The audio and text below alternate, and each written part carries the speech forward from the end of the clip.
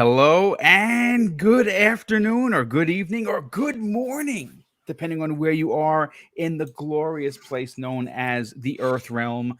I am your host, Mr. BoomStick XL, and welcome to Prime Time Gaming with Mr. Boomstick. And we're short of a couple of friends.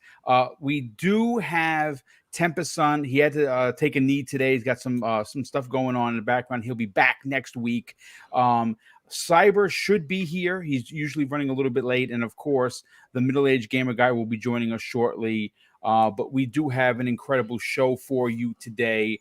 Got to do some little housekeeping here and self-promotion, folks. Obviously, because it's a short week, because here in the States, we're going to be celebrating Thanksgiving on Thursday. I normally do, I secure Wednesdays to drop the new episode of my X Vlog series that just started but I dropped episode 3 today, and it is all about Halo Infinite.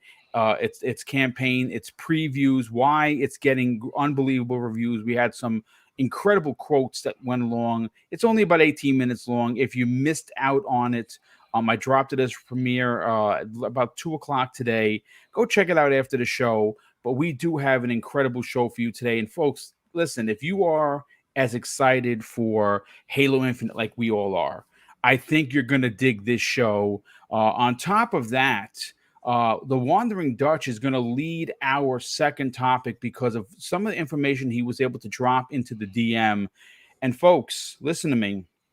If you think that this is console war nonsense about how Microsoft has logistically changed how people are thinking about Xbox, well, we got the numbers to back that up, and it's going to be a lot of fun to hear everyone's opinion. But let's get into the introductions first. We're going to start first with Kay Asante, obviously the voice of the Gaming Circle podcast on Saturday mornings at 10 a.m. I happen to hijack the episode this last week where he had BitCloud Gaming on. It was an amazing episode. If you missed it or you're not already subscribed, shame on you. Get that done. Kay Asante, how the hell are you?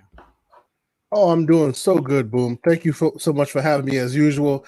And yes, it was an honor having you. You know, you slide through the back door, we turn around and he's in the fridge. He's just grabbing a drink. It's all good, man. Why not? He had to show up for a couple minutes. We had a great episode. It was real fun, talking a lot of smack. I expect to see the cleanly shaven, bearded Everborn at some point in this console generation. Yeah, fresh off of that Peter Moore retweet. We'll talk about that later. Indeed. So I'm looking forward to. Right at the top, I will drop. I would like to say though, I'm sure those in the community may have heard that community member and sometimes salacious one, Optimus Code, hasn't been doing so well. He actually had a Spaces today, and he is worse for wear. People, I know some people may have blocked him for various reasons, but from one human to another, if you happen to see him online, throw him some positive energy because the man needs it. We're all here to do good community work, and he's not doing so hot. He was on Spaces today, and it was a very emotional kind of state of being. So if you happen to see him online, throw him some positive energy. But we're here to have some fun tonight, and I'm here to bring on some of these interesting Halo topics. Let's get it going. Oh, absolutely. And obviously, listen, at the end of the day, if people have different opinions, Code has normally I don't pay any attention, but there sometimes he kind of went off a deep end a little bit. But here's the thing, folks: at the end of the day, human beings are human beings, and nobody wants to see anybody get sick. Nobody wants to see anybody get hurt because that's real life, right? You may have a difference of opinion. You might have one console that you don't like that the other person does, but at the end of the day, we're all humans. So obviously, like I tweeted earlier, my wife and I, of course, wish him and his family a very speedy recovery, and they kind of figure out what's going on. I mean, that's really when you don't know, it's scary. It's quite scary when you don't have an idea or clue as to what is happening. But listen, let's continue with the introductions, and of course, the Wandering Dutch, someone that has exploded on the scene. Has been really killing it in Halo Infinite with these gangs of 12. And I'm so sorry that I missed out on that, man. I mean, How are you, and what you been up to, man? Yeah, certainly. Well, as you know, the last week has been hectic, to say the least, in terms of unboxings. We've all had miles of unboxings going on there. I had 4, so I had the Forza Horizon unboxing, the Halo Series X unboxing, the Halo Elite unboxing, and the 20th anniversary unboxing. And then, of course, we had the drop. We had the little anniversary stream, which was nice.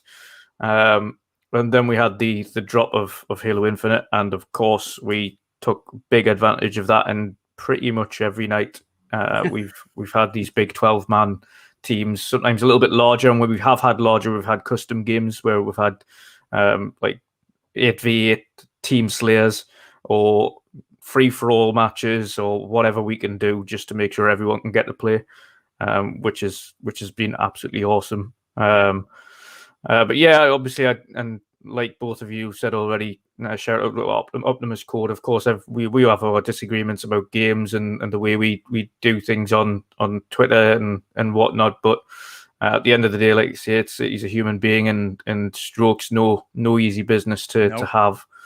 And of course, we've got one of our very own community members, of course, that's still getting over and trying to recover from that. And that's obviously UK Dazarus, who had a stroke. About, feels like I think probably a year ago now, and he's still not got full. It's over a year, and he's already back to work. And he's lost a lot of strength in the hand, and but it's still doing his thing. Yeah, it's still hard. doing it. So, and hopefully, like I say, it's not going to be an easy ride for Code, but hopefully the effects aren't as severe. But he can overcome it. So shout out to him, and obviously all best wishes and recovery to him. Yeah, absolutely, brother, and thank you for that. Last but certainly not least, because obviously we're still expecting a few people to pop on in here, Everborn Saga, and we're going to be talking a little slander to open up the show, almost embarrassment, if you will. But we'll get into that in a second. Everborn, are you ready to drop the slander? You're muted, brother. Muted. All right, sorry. Yeah, I got the dogs in the background. I didn't want that to be, but yes, I'm ready for the slander, but I also want to be a little bit positive today because I feel like I just have a good vibe today. Do you have a bit of a glow to you? A very special person retweeted me today. And who is that? Who retweeted your the stuff one today? and only Peter Moore. Oh man, Peter's a good dude. Because I put out a tweet today that says I'm an Xbox guy because I was a Sega kid. And I'm telling you, man, there's so much shared DNA. I just gotta say, man, organic AF is all I want to say. But yeah, in relation to Code, I just gotta say I consider Code a friend. I call him.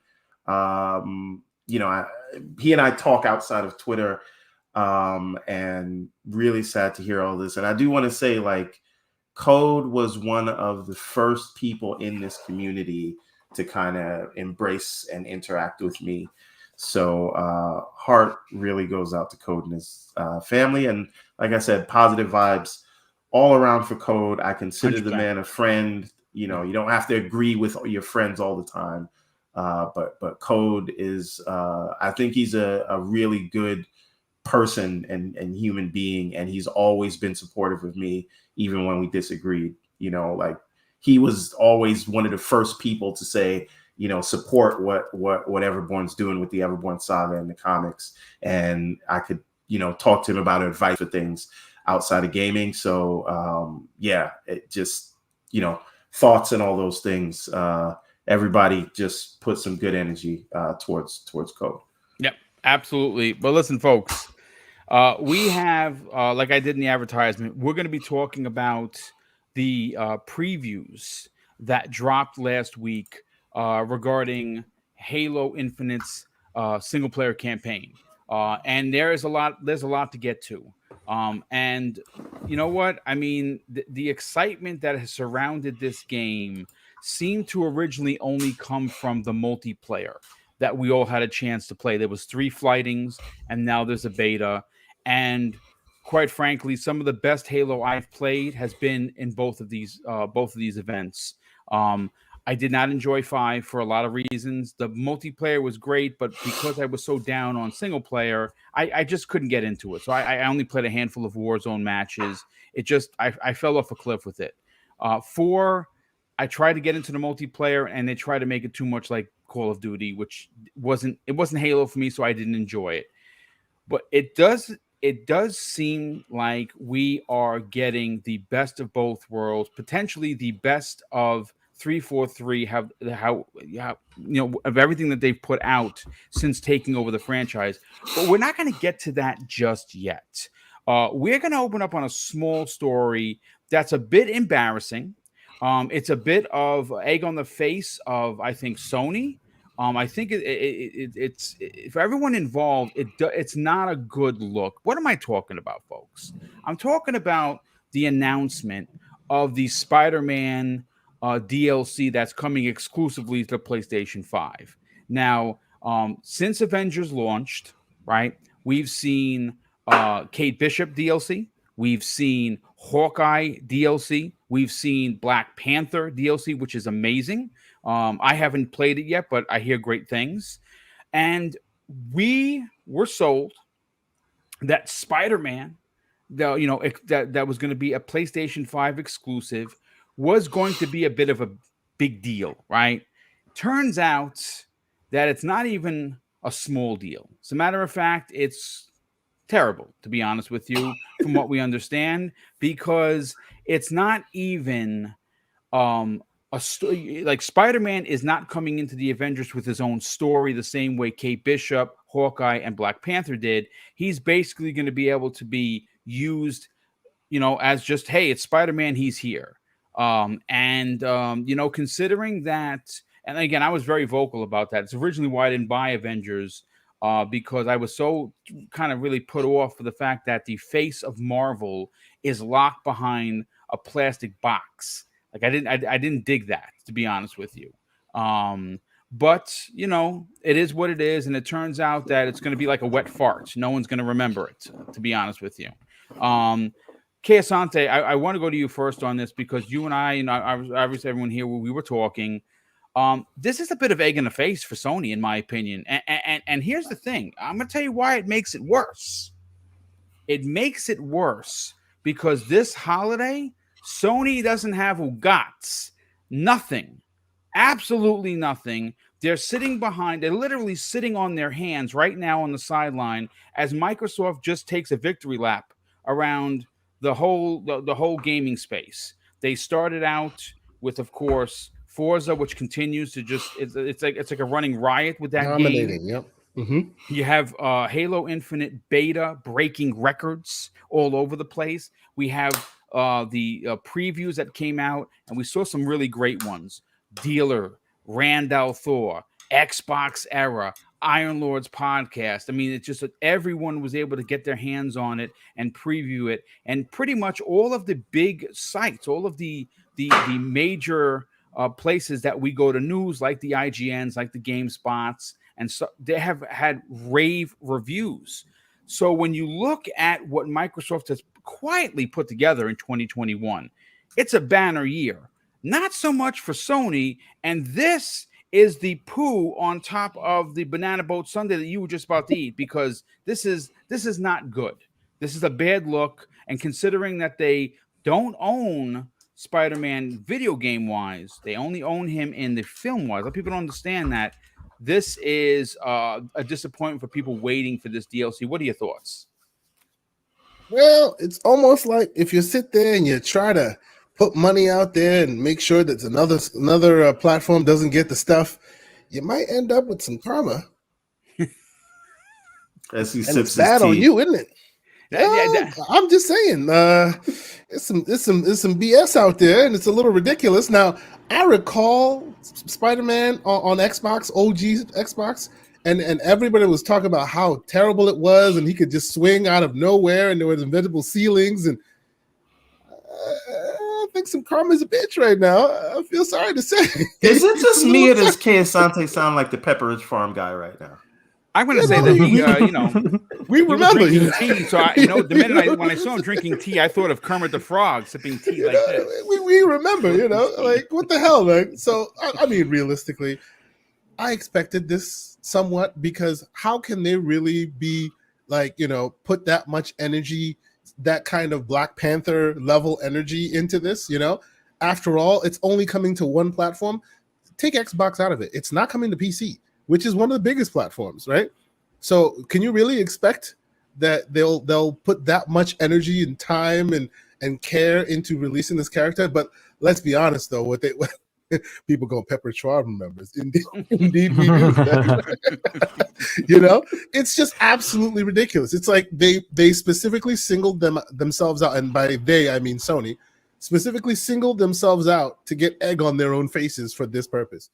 If you're gonna make sure you take a character that's isolated, why don't you prop them up? If Crystal Dynamic hasn't hit the spot you want them to hit, we know you have great Spider-Man assets. How about you pass it along? It's only going to be on your platform. Instead, you just hand them the bag, let them make whatever they can, and obviously they can't make too much because they can't spread it across the entire platform. And here you go. As Boom just said, here's a little poop on your banana boat sundae. It's kind of ridiculous. It's really sad to see that they're being made to do what's being done here. And I'll let Everborn tell it, but it seems like the developers themselves didn't really put their best foot forward because they didn't like it from jump. So it seems, you know what I mean? Like, so yeah, all I gotta say is, sucks to be y'all. Indeed. That's all I got to say. Well, you know what? Let's bring in Everborn Saga, who is going to be salty on this one. Everborn, you want to talk about this because for obvious reasons. Now, this was supposed to be the combination of why they made Spider-Man exclusive to the PlayStation 5, and it turns out that the animation for the story they're trying to tell is not that good. He's not getting his own story DLC like we saw with the other heroes. It almost feels like it's kind of like, well, here it is. Well, I am going to. Oh, sorry. I couldn't hear you, Boom, over those chickens that are coming home to roost. But I would like to quote my good friend Xbox University and saying, before the Microsoft check cleared and after the Microsoft check cleared. Right? So you think Microsoft sabotaged it? You're gonna set a narrative here. I'm not saying they didn't sabotage I'm nothing. not saying they sabotaged anything. I'm just saying they seem preoccupied when you look at this thing. Well, I have all their focus. I have the quote in front of me. Now, this interview comes the way of IGN. And gameplay director of Marvel's Avengers, Felipe Theron, explains why the team didn't give Spider-Man the expansion treatment. Yes, now, this is what he had to say. And Everborn, I think you're onto something with money over here and money over here. Because listen, this is what he said. He says we want to spend our efforts on content that everyone can enjoy. So we chose to spend a lot of our energy on the Claw Raid that is coming up at the same time. Spider-Man can play all of the content, but then we release a piece of content that's good on all platforms. And that was all capitals when he said on all platforms. All platforms. Really, that was a decision that's been that way since the beginning. So if you read, you could just read it and maybe it goes over your head. I'm gonna take the devil's advocate here and read between the lines and go right. That was one of these read between the lines. Oh, 100%, because he clearly says that the important content for that team was content that everyone could enjoy, which is the Claw Raid. I.e. the opposite of what the Spider-Man thing is. And just logistically, you have to think about this. If you are if the game itself was built as a sort of multi-platform from the beginning, it is a narrative game, you cannot have the Spider-Man DLC come in and take the story into a different direction that no one else can experience. So by that nature, I think we probably should have anticipated that this is what the Spider-Man DLC would have been. Exactly. Right? Because how much it basically, they're saying it couldn't have any effect on the story they're telling. And so their answer to that was no story. But that is only one part of it. Because have you seen the gameplay footage of Spider-Man walking around like this? It's like they took the Activision versions from 360 and plopped them in this game. If they took the old Japanese Spider-Man live action show, or the or if you ordered Spider-Man from the Wish app. So the thing is, I remember at the time everyone being upset about the Spider-Man thing, and I said, look, it's not show friends, it's show business. That's correct. But it turns out everybody, on the Xbox side that was upset, you dodged a bullet, right? Like, let's really look at it. And like I said, I didn't see it. I thought that they were going to do something like bring in Insomniac Spider-Man and try to merge those worlds. That would have been like best case scenario. Given the Insomniac assets, at least since it's the only platform it's going to be on anyway. Right. And because, at the end of Spider-Man 2018, like he's kind of like leaving town. Maybe he went to go hang out with the Avengers. Right? There you go. That would have been cool. But no, it's just the most like cut and paste. This is like a mobile game Spider-Man that I saw in this thing. Like he's walking on the ground most of the time, right? Like it's just, you don't feel, that's what Insomniac nailed. And what I think maybe the Spider-Man 2 game nailed way back when. They really allowed you to feel like Spider-Man in that open world. And I just think maybe Spider-Man just doesn't work like fundamentally in the world that they built, right? Indeed. If you don't have the open world for him to traverse around, what do you really have, right? So I think I saw a quick preview from IGN, and that was their synopsis. You have to build the world around him, and since the world that's there is for the Avengers game that exists, all he is basically a different variation on Black Panther, and then every once in a while he can swing a little bit. But even that's not that great. And that's what I mean. Like, it's not, I don't know. I just feel like this, one thing though, I think this still is a little bit of just a black eye on the whole Avengers project. Yep. Right? Like, I thought it was going in a much better direction with the Black Panther DLC. It definitely was. But this is just clearly kind of like to save it. 2 steps forward, 1 step back. Because now you have this kind of stinker attached to the Avengers name again, and people are gonna. But again, I still believe that maybe somewhere in the background, this whole Crystal Dynamics Xbox Game Studios thing is a thing, and they were like, "Look, I know we were contractually obligated, just like they were contractually obligated to." Give Psychonauts 2 to the PS4, but they didn't give them the next gen version because they weren't contractually obligated to do that. This was kind of like, we're going to do the bare minimum, and just to fulfill the contract. We are under new management now, is all I'm saying. Yeah, well, I mean, you're definitely on to something, but I got to welcome. Just one thing. Where did they put their efforts? They put their efforts now in the Claw Raid, which is everyone can enjoy. They clearly specifically Xbox, but okay. No, but it's interesting because it makes you sit back and wonder. That's kind of ballsy to make that statement, right? To get out there during this. After taking the Sony bag, right? But here's the thing: a deal like this would have to be worked out, not necessarily by Crystal Dynamics. It would be worked out by Square Enix and Sony.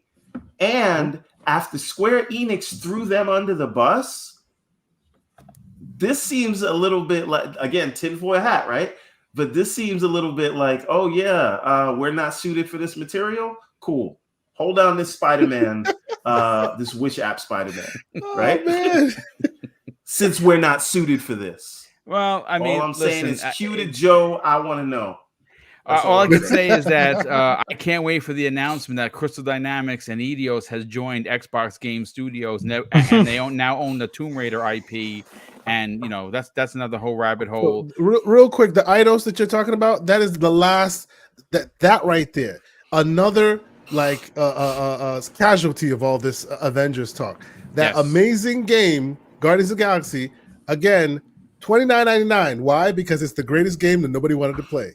Thank you, Avengers. I can assure you, folks, if you missed out on it, go buy that game. The game's amazing. It's a story. I said this before, and I'm going to touche Everborn because James Gunn retweeted my tweet when I said it was James Gunn level written. So I don't know, James Gunn and the Grand Theft Auto tattooed guy. I don't know.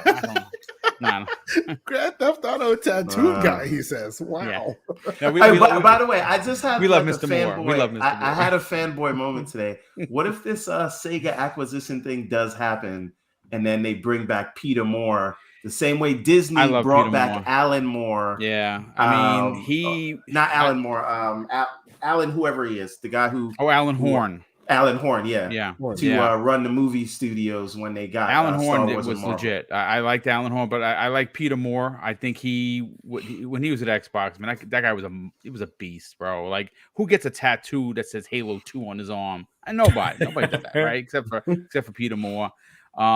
Listen, first of all, before I bring Wandering Dutch in, I got to welcome in the Mag, who actually mowed down 18 people and potentially a raccoon on the way in. Oh my God!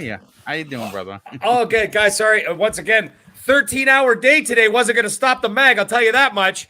And I run off of nothing but adrenaline, no caffeine, no cocaine, and I'm here tonight. So we are happy that you're here, and we are going to get your opinion on the Spider-Man debacle, embarrassments, egg on the face, whatever you want to call it. But let's bring in Dutch. Dutch, I know you're going to come at this from the most professional way possible, but how honestly, look, when you look at please don't come at it from a professional way. Yeah, don't be professional. Be a radical.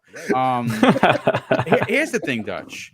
Honestly, when you sit back and you look at 2021 for Sony, it's been one giant misstep after another. Like they've had very few things to go, oh yeah, look at. Now, some people would dare say, well, boom, wait a second, hold on there, fanboy.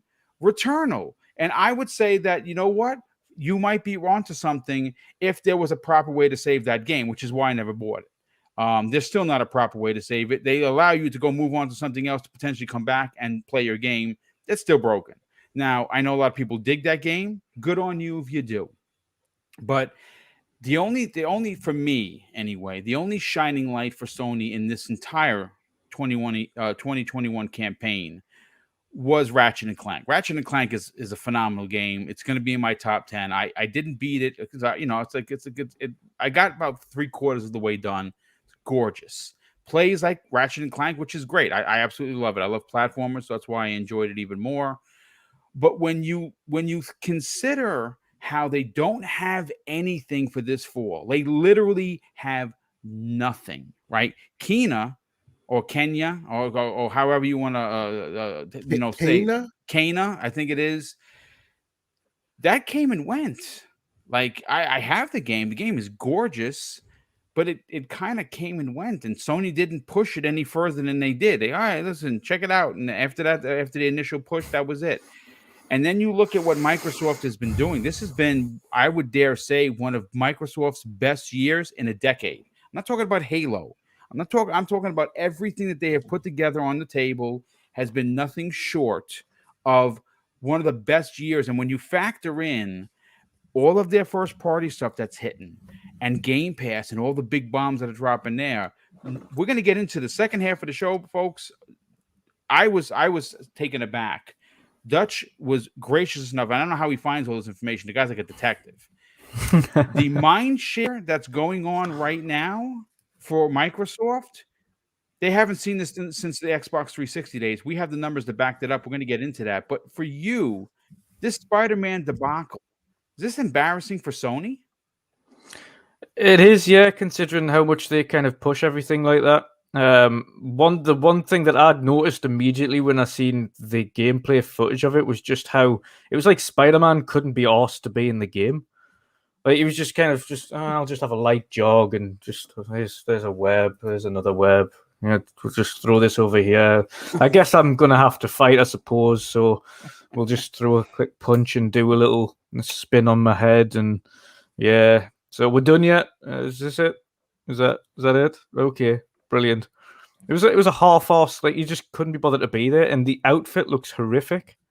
Like I don't know what that is. Is that like a historic Spider-Man from like the 1970s or something? Because that outfit is really bad. Like if you have a look again, you have to compare it to Insomniac Spider-Man. Let's face it, that is the best version of Spider-Man that there ever has been. In terms of gameplay and graphical fidelity for the Spider-Man universe, and in terms of stories and overall game, if you include the first and Miles Morales. And then they waste what would have cost significant amounts of money getting an exclusive deal to get Spider-Man only on PlayStation in Marvel's Avengers. And I think this is, as Everborn said before, it's a black eye on both. I think both on PlayStation and on that whole Marvel's Avengers game debacle, because that game is just went from bad to worse. The Black Panther DLC was nigh on saved the game by itself. It was actually probably better than the original game. And then, but then they do something like this. Then they do something like this and release, and they even admit it themselves. We weren't really that bothered about putting it in. Like we kind of just put it in for the sake of it. We had an obligation to put the character in, so we did. It just makes no sense. If you're not gonna, from a developer's point of view, I think Sony should be asking questions, because if you get something like that and you're coming at it from a point of view where, yeah, we had to put him in, but we didn't say how much, so we kind of just put the bare basics in. We didn't put any effort into it. We fully put our effort into Hawkeye and the other DLC because that's where we wanted to put our effort into. That kind of, to me, if I was Sony listening to that excuse as to why this was so bad, I'd be pissed. So pissed. Yeah, I'd be like, really? How many? And guarantee they've paid millions to get Spider-Man as an exclusive character on that as well. So, this is a weird perspective. Sorry about that. I was just looking at that. I'm like, what happened? Yeah. Hold on. Holy matrimony. Yeah, there you go. Okay. But yeah, it's just so. If I was Sony, I'd be pissed. From Crystal Dynamics' point of view, that was the Sony snipers, by the way. I have confirmation. He brought. See, as soon as Mag comes in, he just brings the Pony Force. No kidding. Yeah, Jim Ryan messing with Boom's internet connection. Traitor. Yeah, it is. Yeah, it's just ridiculous. It looks like a half-assed add-on, and it's sorry to see, because, as mentioned before, Spider-Man's one of the biggest in the Marvel universe, and it shouldn't be treated that way, regardless of whether or not it's an exclusive. If you're going to put something in the game, put effort into it. From a developer's standpoint, you can't. Would you be proud of seeing that go out? Like that's if imagine if you put a video out and then when you've put it out, you'd realize just how piss poor it was.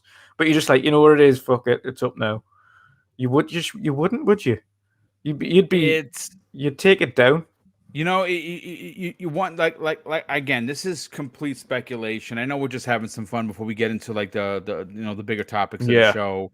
But the truth of the matter is that they're talking like everyone said it. The way that wording in that interview is like, well, we don't care because we're with Microsoft right now. And I wonder if he's onto something with that, because normally when you see someone in his position, and that's a pretty high position, he's the head dude of the gameplay. He comes out and says that, well, you know what, to be honest with you, we really wanted to focus our attention on something that everyone would enjoy. Whoa! whoa, that's news. Yeah. And that does kind of sound like, well, we don't give a shit because we're with Microsoft right now and maybe permanently. And you know what it also says to me as well is they've realized that no amount of exclusivity deals for this for characters in this game is going to help push numbers on Sony's platform. It's not going to do anything. Nothing is going to help them recoup that loss. So putting efforts into something that isn't going to enhance on a grander scale is not worth their time, and that's exactly what that wording says. This Spider-Man DLC was not worth our time because it's not going to help the game in the grander scale. Yep, could very well be. I mean, listen, well put, Mag. Let's get your opinion on this. But before we get your opinion on the debacle, Abacab72 in the chat says, "My question Great is, question. Yeah. Anyone worried about Crystal Dynamics working with the initiative now because of the Spider-Man disaster?" I'll answer that simply, absolutely not, because their overlords, which of course was Square Enix, made them change the way they wanted to make this game, right? They threw them under the bus, saying that they weren't built for that. Well, the truth of the matter is that they're built to tell single-player story-driven adventures like we saw them do in the second Lara Croft adventure, which by any stretch of the truth is a masterpiece, mastercraft creation. And if you look at their last work, okay, you could say, well, yeah, Avengers, it didn't play that well, but did it look bad? No. What were the hangups with Avengers? Well, it was the broken multiplayer for one, the broken loot system, the broken we are going to charge you for every outfit. There's a lot of the game itself wasn't bad. When you're playing the story is phenomenal. But everything else that was tacked on by the overlords known as Square Enix, because they wanted to make money on the back end of this, is why the game failed. It wasn't because their talent isn't failed. I'll tell you something right now. If Crystal Dynamics joined tomorrow, I got news for you. I would be cheering in the streets not because of what they did with Avengers, what they did with Tomb Raider. Yeah, Tomb Raider, yeah. I would argue. Look at Black Panther. This is what I was saying. I would argue even for what they've done with Avengers. Yeah. Right? Because for me, if we find out that Crystal Dynamics joins Xbox Game Studios, I'd say give him a crack. Find some licensing deal that you can do and give him a crack at another superhero game where they don't have to forcefully tack on all of this game as a service stuff and let him tell a narrative story. So I do think that the campaign and what they put together and the story they told and how they realized Kamala Khan, and from what I'm seeing from Black Panther, because I haven't tried that DLC yet, but they know how to craft together a story and build a world that is interesting for superheroes to go through. So it is Tomb Raider, but for me, it is also Avengers. Because I think the game suffers not from we all know what the problems for the game are, but it doesn't suffer from telling of stories or having high production quality or visuals or anything like that. Yeah, so I absolutely agree. So Mag, what are your takes on this? Is this egg on the face of Sony? Oh boy, is it ever. Boy, is it ever. By the way, you were talking about before how to pronounce it properly about that game on the PlayStation. It's Kanye Bridge of Bad Lyrics, okay? That's my first time I heard that one. That's great. Sorry, that's Tony Bologna coming out. I should have, I've been off for a moment. Anyhow. Kanye, that's great. That's great. And I got to shout out somebody else. I can't even remember who the hell it was.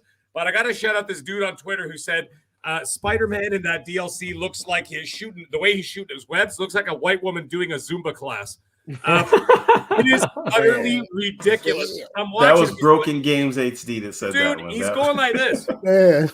It looks like he's dancing at an 80s wedding. He's like going like this. So I'm like, what the hell is going on with this thing, right? And then, of course, anyways, enough of the baloney. But in all seriousness, I'm looking at it, and I look down, and then I see that there's no story for an IP that is so important and is so huge, like Spider-Man, one of the most recognizable Marvel superheroes, period, next to bats.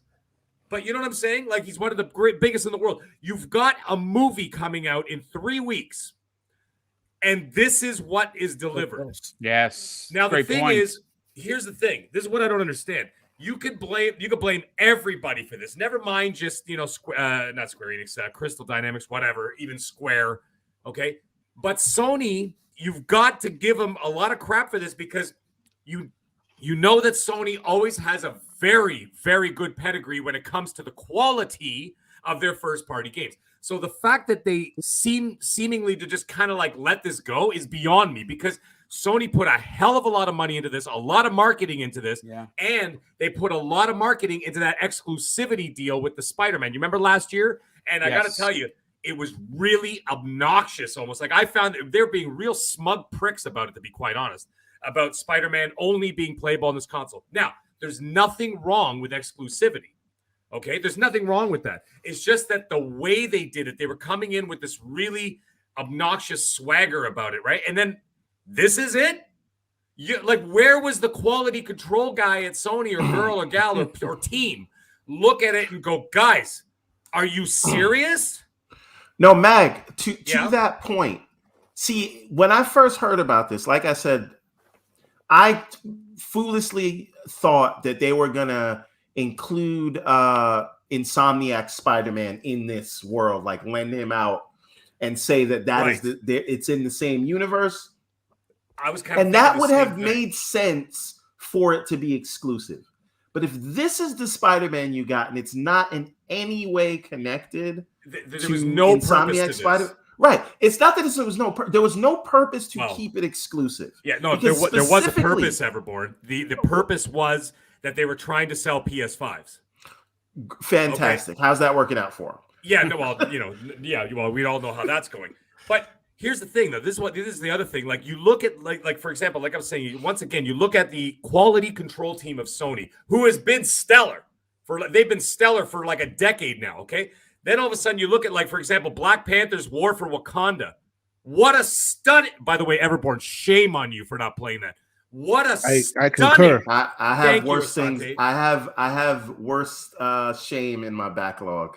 Oh, that's fine. I know GTA 5 is But here's the thing. You look at a game like that, or a DLC like War for Wakanda. What a stunning DLC.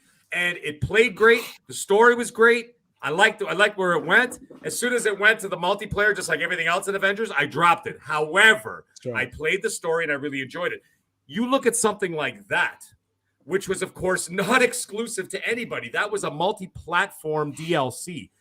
And then you release this absolute trash that it's, I'm not saying that, like, I'm just saying that, like, it's trash because they didn't have any story or anything for a character so big and so important and so impactful in the MCU. Well, never mind just the MCU, just in Marvel in general. It is absolutely beyond me that they did that. Now, the last thing I want to say before I'm going to pass this on is I actually am going to blame Crystal Dynamics for something. Let's just say, okay, speculation town. You guys like to go for that ride? Well, we're there now. Let's just say that Crystal D is, in fact, part of Microsoft. Pause. Pause. Yeah. I'm sorry. I just finished a long day. I can't remember. It slipped right past me. Anyhow, here's the thing. Slipped into what? Oh, yeah. Oh, Jesus Christ. That's it. I retired. In all seriousness, my work is done here. I just want to say everyone's well trained.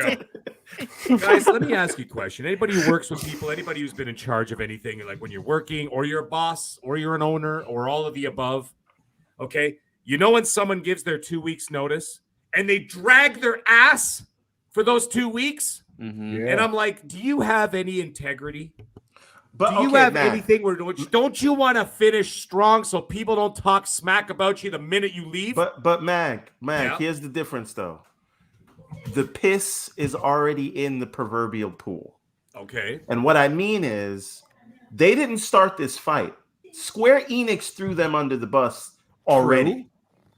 Right? So this is like, we already have a shit working relationship. Right. And now I am 1 foot out the door, and there's no love lost here at this point. right? You down talked us. Yeah. So guess what? This is what we're going to do, and we're going to do the bare minimum. And when you think about the Claw DLC that they're talking about, when you think about what they did with Black Panther, what they did with Kate Bishop and Hawkeye, and what they did with the main campaign. Man campaign was excellent. These guys, I loved it. Excellent. No, but this is what I mean. They are very prideful in their work. They do top quality stuff. They care about quality control. All of this. In what world do you care so much attention, pay so much attention to detail, and then this one DLC? This is the one where you kind of phone it in. Like, why would that happen from a studio that has such a high quality bar? It is an interesting question. I don't have the answer to that because we actually don't really know what's going on until they announce something. It's because they're Team Green, but you keep going with that. That's okay. I know we all believe it, and you know what? I'm one of them. I believe it too. I just don't get who cracked that. Now I'm thirsty. That's my bad. No. I thought I was muted. Cyber, relax yourself. Take it easy already. Now here's the thing. The thing is, it's just I just look at it and I'm like, no, I don't like that. I don't care if that they're part of Team Green.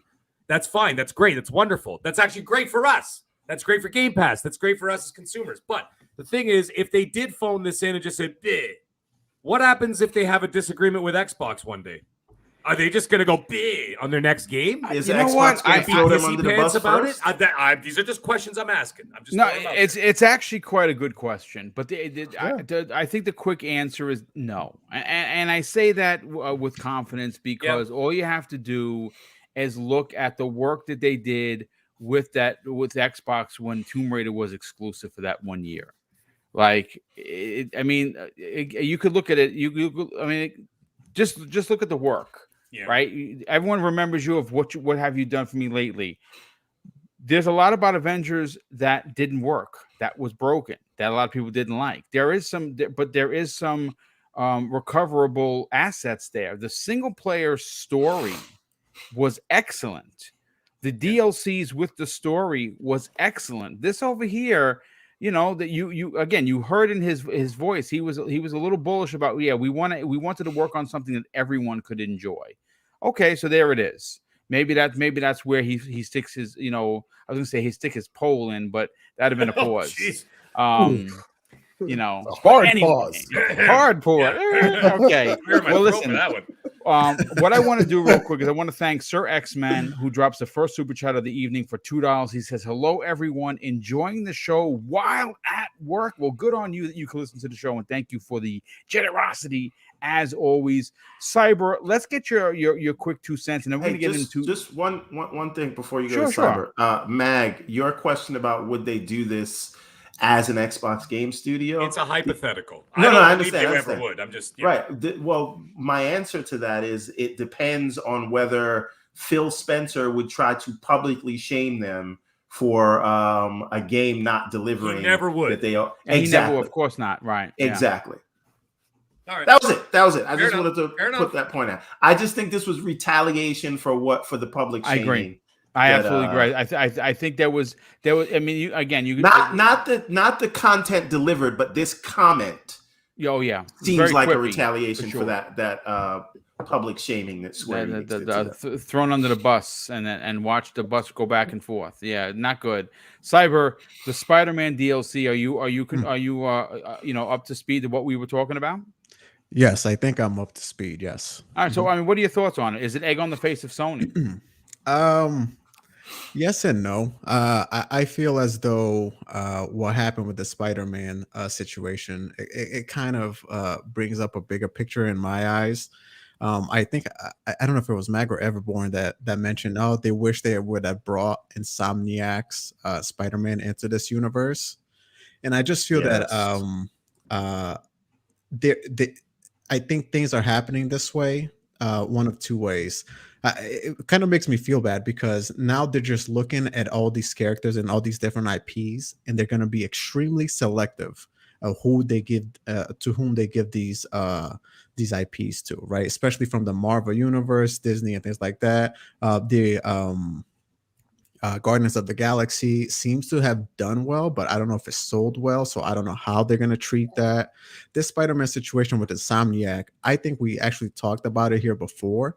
I think they're going to do their own thing and they're going to create their own universe, right? Separate from everybody else. I don't know if they're going to merge with any other universes and, you know, and things like that. But you know, it's one of those situations that I wanted Crystal Dynamics to do well with this, with the Avengers IP, with, you know, the rights that they had with Spider-Man, just so, you know, maybe Sony, oh, not even Sony at this point, right? Because Disney owns the video game license. Video game license is Disney. Right. So they can go and be like, oh, okay, so we can, you know, start handing out or starting okaying these licenses to different developers, not only these Sony Studios developers or something like that. But yeah, man, it's unfortunate. You know, I kind of feel bad for, you know, everyone on the PlayStation, you know, ecosystem as well. They were waiting for this thing for a long time, and when it dropped. It's so plain. It's so vanilla. It's got like nothing. I don't know if you guys saw some videos on it. Like Spider-Man he's on the ground most of the time. It's just weird. That's terrible. You know, it's terrible. So yeah, man.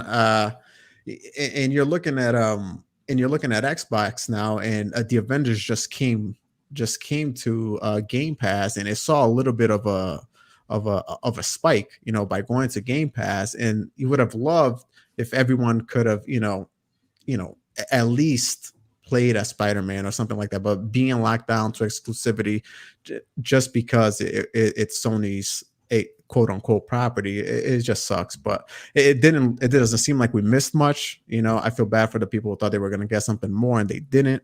It's just one of those things that unfortunately happened the way it happened. I do feel bad that some of these developers who are getting the rights to these licenses are either not having the right opportunity to really treat these IPs the way that they want to, and like publishers get in the way, kind of what happened with this Avengers. They, you know, Crystal Dynamics got thrown in under the bus. I hear you guys speculating about, you know, maybe just because that happened, then they, in retaliation, they do something else.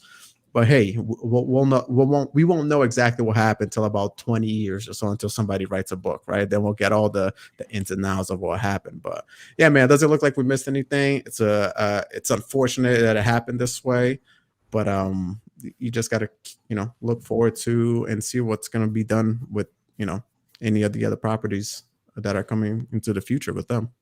Well, again, they're going to be working on Perfect Dark. Yeah, and I cannot wait to see how that works out. For Perfect Dark, is it the whole studio? Is it just like all Crystal Dynamics? Yeah, yeah. I understand it's all Crystal Dynamics. But listen, folks, we are 53 minutes into the show, and we pitched this as an Xbox all show. Obviously, you know, we had to talk about the Sony debacle because, quite frankly, it's probably the biggest egg on the face for Sony in a while. We got to talk about Halo. Obviously, what you're seeing on your screen is the multiplayer beta that everyone here has been playing like crazy. It is so well done. I said it in the second flighting. It was confirmed in the third, and it's even more confirmed now in the beta that 343 has crafted what I believe to be a masterpiece, mastercraft work with Halo Infinite multiplayer. There is a lot to get excited about here if you are a multiplayer fan. How they, when they decided to make this free to play, they literally drew a line in the sand. They're going to be challenging the likes of Apex Legends. They're going to be challenging the likes of Call of Duty Warzone. They're going to be challenging the likes of Fortnite. But that's not what we're here to talk about today. We're here to talk about the Halo Infinite Campaign Previews that dropped earlier last week. And we saw coverage come from many of our peers, right? We saw Dealer Gaming dropped outstanding 4K coverage, completely proving, or should I say, disproving anything with the graphics. The game looks amazing. We got new information that there is going to be forward operating bases that are taken over that you have to win back, a la Far Cry. right? If you're a Far Cry fan, you know that you got to go into these bases, you take them over, you win back. We know that there's going to be high valued targets that you can go out and look for. Based on what dealer said, they're challenging. They will challenge you.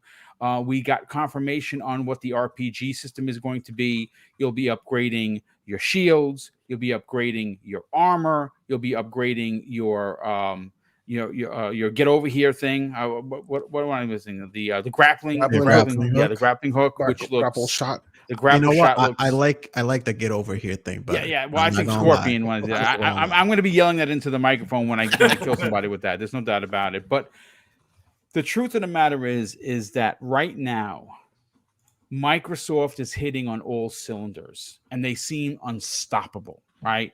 And towards the back end of this topic, I'm going to bring in Wandering Dutch because he brought up a stat. Like, everyone's been wondering where the mindset, the market share for Microsoft is. Is it more than Sony? Is it more than Nintendo Switch, which is, breaking NPD records all the time? The answer is it is unbelievably yes in their favor.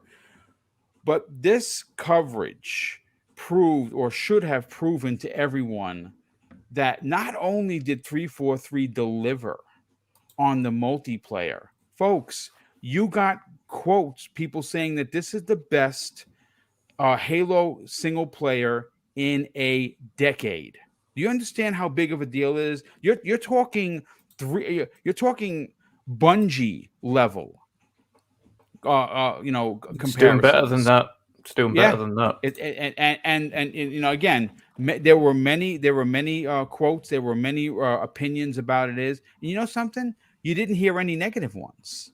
You did not hear any. It was all people amazed by how gripping the story was, how open the world was, allowing the player, the Master Chief the story that you're going to build, to be able to go out into the open world on this Halo ring and pretty much do whatever you want. Sure, there's going to be story beats that you're going to follow, but if you, like me, like for instance, a game like Far Cry 6 could probably be run through in about 20 hours. Maybe even 15 if you're like, I don't care about any side content. I'm going from A to B to Z and I don't care. And maybe that's going to be, in fact, the case with Halo. But see, that's not how I play the game. I love going to look for my own trouble, for my own stories, to be able to tell my friends, hey, did you find this boss? No, where was that? It was on this side of the map. Go check it out. That is what everyone is talking about. And I'm going to go first to Dutch. Dutch, I want you to talk about the excitement for Halo Infinite's campaign, but I also want you to back end that with the stats that you brought up in our DM, which I thought were amazing. Yeah. It's the excitement for the campaign has been bookended by just the sheer amount of enjoyment that the entire industry is having with the multiplayer. Everyone's voiced their unhappiness with certain aspects of progression, which is fair. And the team itself have been very swift in making changes and will continue to make changes up until the official launch on December 8th. But the entire industry, you're talking actors, developers, you're talking musicians, rappers, anybody and everybody that's had a chance to play Halo is in love with Halo Infinite. On just the multiplayer section, so that shows how well they've got that right. The first load of stats I'm going to show here is the fact that the Halo Infinite esports launched yesterday. And it is the largest in the franchise's history, with 406 teams competing. Jeez.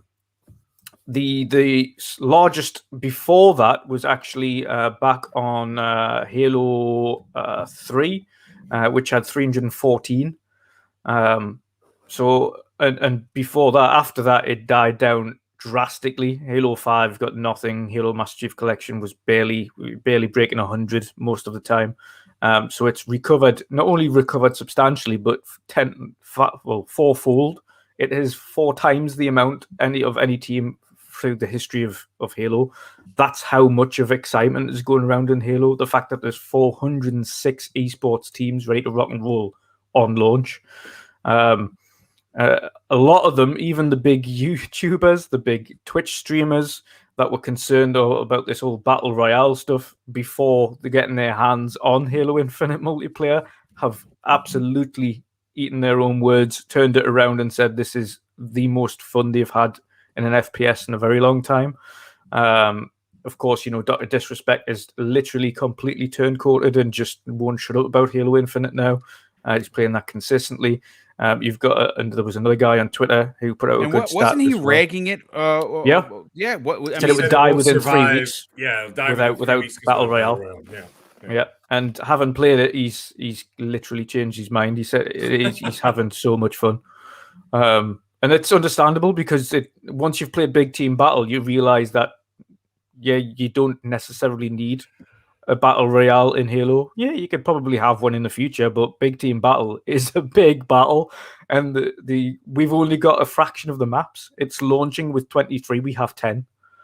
This is all. We're only playing 10 of the 23 right this second. So there's another 13 maps. It is doubling in content on the 8th of December. That's just bananas. It is absolutely bananas. Following on from that, because of Halo, because of the hype around the 20th anniversary, the Halo Infinite multiplayer launch, the Halo campaign news and reviews and early previews that have come out, the overall engagement and overall statistics on where all of the talk is in the industry across all multimedia platforms. This isn't just Twitter. This is Twitter, Facebook. This is everything, YouTube. This is all combined. The specific talk is the Xbox as a platform. It covers 56% of everything spoke about in the video game industry over the last week. We're talking PC is only 10%, PlayStation 16%, and Nintendo 18%. What they specifically, and this was on Press Engine, what they specifically mentioned here was that there was little any other platform could do to get any news attention away from Xbox and Halo. There was little it could do because of such a positive kind of influence that the game has had, the positive outpouring, the positive feedback and celebration that the game has had since it came out. So it's absolutely hats off to Xbox and Microsoft for putting their full trust in 343, because let's face it, from what everybody's played, outside of the progression, the actual gameplay and the game itself is phenomenal. This is by far, in my opinion, the best Halo multiplayer I've played. And again, when we've seen the story previews, and this isn't just from the regulars, I've watched all of the story previews, not just from our friends, of course, Colt and Dealer and Xbox Era, etc. I've watched them all. All of those that have got review copies have all mentioned the same thing. The Halo campaign is very interesting. They've only had a 4-hour slice of the campaign itself. Some of them have played it 4, 5, 6 times over because they love it so much. Some of them are very intrigued in the story that they've got. They've mentioned how human it is and how grounded some of the parts of the campaign are. They've mentioned how, intriguing the lore is and what you can do. They've also then thankfully backed off on the whole, it's Far Cry, it's going to be X, Y, and Z. When they've played it, they've said that's actually nothing like a Far Cry. Like, these things are very much optional. Like, on your way to doing your mission, you can do this. It's not telling you have to, but it will provide you with extras if you do it. So you can go here and you're going to be able to unlock a new vehicle. You can roam around the Zeta Ring on, or you can unlock new weapons, or you can get more support. So the more forward operating bases you unlock, the more support you get from Marines, and so on and so forth. And then again, on the customization thing, this is where the multiplayer intertwines with the campaign. Throughout playing the campaign, you can find caches of armor and skins and things like that then are used in the multiplayer. So throughout playing the campaign, you can then unlock stuff for the multiplayer just by randomly finding it in the open world. So for those concerned with spending big money on cosmetics and things in the multiplayer, you don't really have to. You can just play the campaign and you will unlock some stuff. And I guarantee a few of them are going to be harder to reach places. So you might be one of the only people that have it for quite some time until people find it. But the overall positive news from the industry really, and hats off to Xbox, hats off to 343 for really turning this around. The one major thing that every one of us said beforehand was and this is from Flighting, the flight is amazing. We know the gameplay is going to be dialed down, but how is the story going to be in the campaign? If they nail that, if they don't nail that story, it is bad time for them. The news we're getting from every one of these previews is that's so far from what they've played, this 4-hour slice of the story, the 3-4 missions they managed to play, they're saying the story is on point. The story is getting back to the what we expect from a Halo. It's very grounded, it's more human. There's a lot to it, and hats off to them, because I have what I've played so far in multiplayer has got me so hyped for the single player from a gameplay perspective. But then seeing all these previews and how remarkably alike all of those previews are. And of course, you would think they'd be sitting next to each other and pretty much saying nigh on the same things. But how alike they all are in their opinion of the story and the campaign gives me even more confidence at this and more hype for December 8th. Like I say, massive hats off to Xbox.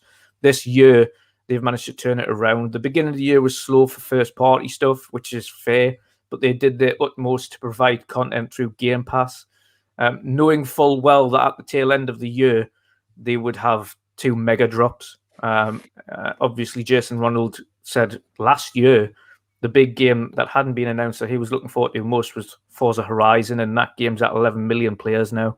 Yep. And now, of course, we've got Halo Infinite impending, and the multiplayer is absolutely on fire. We had over 275,000 people playing the just on Steam when it released, which was the highest. The other day, it won the Halo tournament. It was the most watched on Twitch with 150,000 concurrent viewers. Wow. The highest viewed gaming section on Twitch, which is massive for them. And that's just watching the tournament. That's not watching anything else other than the tournament, which is insane. So yeah, again, massive hats off. They are well deserved to be the talk of the town right now. It is hard work that's put them there. Yeah, there's no doubt about it, and it's unbelievable how, I mean, if you look at what's being said, and I'm going to go to the Mag next on this. Mag, Yes, sir. Reading the different reviews, and there's been about 50 of them. You can go and you can read them all. Go and they'll give you quotes and on top of quotes on top of quotes. What is amazing about what's happening is it almost seems as if it's being reviewed via a hive mind, because everyone is saying the same thing. Right. And if everyone is saying the same thing, it's probably true. Yeah. So when you look at how they're closing out 2021 and opening 2022 with the games that are exclusive to the platform, even if they're timed exclusive, on top of what's coming to the Xbox via first party, what we know, and potentially there might be a surprise or two in there. I mean, wow. I mean, it is a turn of, it's a reversal of fortune, if you will, seeing how well Microsoft is doing. And I think to see the general consensus, Halo is the biggest platform for Microsoft. It's their biggest IP. That I don't care what anyone says. You can bring up 1,000 other IPs. The face of the platform is Master Chief. And it, for a couple of years, it kind of took it on the chin a little bit, right? So now it seems like they're back, and they're back in the biggest way possible. How excited are you with the previews? Well, first of all, I watched every single one of them. I couldn't stop because it was like a drug. Like I watched one and I'm like, wow, this one's great. Let me watch the next one. This one's great. Spoke to a few of the big guys behind the scenes, and I said, what do you guys really think? Like, like, oh, man, they told me whatever. I'm not going to tell you what. They told me every little detail, and they said this. And I just got more and more excited by all of it. And I'm just like, okay, you know what? Now there's something I got to do, which I don't think I've ever really done. I have to 100% bend the knee to this game, and I'll tell you why. We right here, and I'm not going to accuse anybody else, okay? Nor anybody on this panel. But, like, let's face it, guys. Since I started on this show, Boom, the very first show I did with you, we talked about Halo Infinite.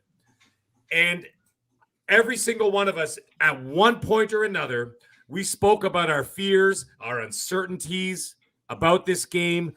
We were just, sometimes we were high about it. Sometimes we were very low about it. But, I don't care who you are. But the thing is, if you can't say out loud that you didn't have any pang of fear about this outcome, you were lying to yourself because 100%. We all had that fear. Yes. You remember all the conversations we had on this very show saying, guys, they delayed it a year. This is a disaster. What's happening? They got to fire so-and-so. They got to do so-and-so, whatever. For them to come out with what's seeming to be a masterpiece on both sides of the coin, Mag. Exactly. Thank you, Boom. I was just about to say that. Multiplayer and seemingly, because we haven't played it yet, the single player, the campaign. But you know what? Like you said, if 50 people said it's great, out of the 50 people that have played it, or maybe like 48 out of 50 said it's incredible, I'm sorry. That means it's great. If you get 100 reviewers saying a movie's awesome, guess what? Movie's probably pretty awesome. So anyways, the point is that I am not going to lie to anybody here. I did not expect this. I did not expect Halo multiplayer to be that damn good. I did not expect to hear that the campaign was going to be that damn good. I'm not one of those guys that shoulder rubs Chief all the time. I'm not a big Halo guy. I mean, I am a big Halo guy. I love the stories. I love the the campaigns and everything else. Never been a multiplayer guy. But I don't know all the names of the ships. I don't know the names of every weapon. I still call that flying thing a flamingo, for Christ's sake. I still don't even know what the hell it's called. It's a pelican. There you go. Okay, pelican. I knew it was something pink. Whatever, okay? It's a flamingo from now on. I'm calling 343 tomorrow. Anyways, the thing is, I don't know all the names of those things. But I know greatness when I play it, right? And so, by the way, another thing I'd like to point out here, guys. There's another thing, and it's actually been bothering me for a long time. Everybody's like, oh, Bungie. Well, guess what? My favorite Halo, personally, for story, was Halo 4. And that was not Bungie. And I thought that was a fantastic entry. Story was really good in 4. 100%. I loved it. I thought it was a fantastic intro for 343 anyway, to get into that story. And, of course, guess what they did?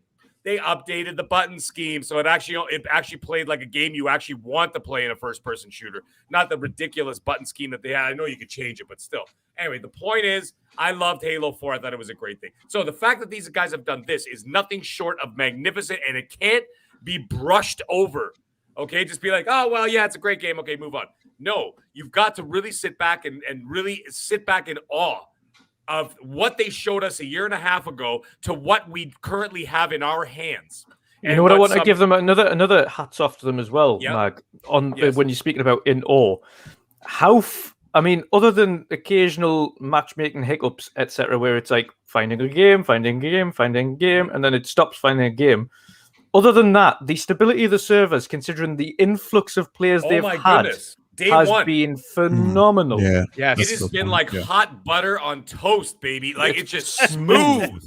Like in game, where's the cup of coffee to go with that hot butter toast? In game, not an absolute hitch. Not a hitch in game. Not a hitch. Did you ever hear? How about this? How many stories do you guys hear? Every time a Battlefield drops, it completely shits the bed. Excuse my language. Yeah, no, okay. It's okay. Every single Call of Duty that makes trillions of dollars craps the bed every single launch.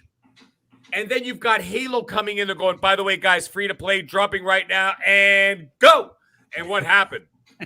Nothing but magnificent, smooth, no issues, no technical problems. Okay, there might have been like one guy who like walked into a rock and like fell off a cliff or something, whatever, right? But like nothing game breaking. You know what I'm saying? Yeah. Nothing to break us from the immersiveness of the experience. That's what I'm talking about. And that's what Dutch is clearly talking about. Yeah. And you've been seeing some clips too of people doing some insane ridiculous things, almost like Bionic Man stuff. Yeah, it's unbelievable wild. things. By the way, I'm going to be putting up a clip later. I actually skewered one of those flamingo things in mid jump. It was the most I did it this morning right before the flamingo's growing. The flamingo is no get over here, Hook, but the flamingo's growing on me. Dude, I kind of like the flamingo, to be honest. And I actually got an achievement for it. I got a 25-point achievement. Nice, for that. dude. Nice. Yeah, I was so excited. But anyways, here's the other thing. Now, to get to the second part of what you guys, both Boom and Dutch, are talking about, and I'll be brief, is that they're talking about the mindshare. Wow, mindshare, isn't that my cup of tea? That's something I've been talking about since I started podcasting. Is that mindshare will win you the war. And the thing is, and we talked about it actually even last week, I think even 2 weeks ago, we talked about how it has shifted. This is not to me, this wasn't a turnaround. I think it was a turnaround in terms of public perception, but from the Microsoft point of view, this was not a turnaround. This was a game plan put into position 6 years ago that they've been slowly unleashing. So to us, it seems like a turnaround because, like I said, of perception. It was up to like 2 years ago, it was like, Xbox got nothing, they got nothing going on. And all of a sudden now they've got everything. They knew that. But it takes a long time to put these plans into motion. You don't just throw things out there and it just happens. These things take a lot of time, a lot of very careful planning and patience. And they have done it. They have stuck to their vision. They have stuck to their guns. They've relatively kept their mouths shut about most things. And then they've come through. They followed through, okay, with their convictions. That's the key to it. And that's why things are working the way they're working now. This is a brainchild of not only just Phil Spencer, but now you've got other people on board there too. Okay, the whole crew. I don't have to name them all. You all know who they are. And what they've done is that they've actually followed through with this, and it's working. Last week, I think it was last Monday night, trending in 7 different categories was Xbox. Yep. 7 categories in different social media outlets.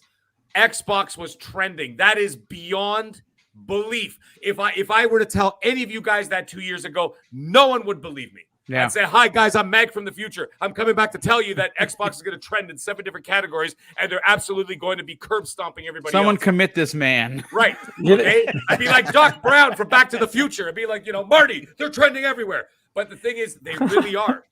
They really are. And Mag, you know what it is? I want to also bend the knee on my section, because it was only the other day I was mentioning, I think it wouldn't be a great idea to release the multiplayer separate from the campaign. I think it might take a bit of the shine away from the campaign. Having played the multiplayer now and having seen those previews, it's quite the opposite effect it's had on me. Doesn't it make you want to play the campaign? It just makes, and do you know what it is? It's not just me. From the every comment that I've seen that is talked about it, and even my friend who's picked up an Xbox to play Halo, and he literally spent the entire weekend playing Halo this weekend, missing out on housework and everything to do it.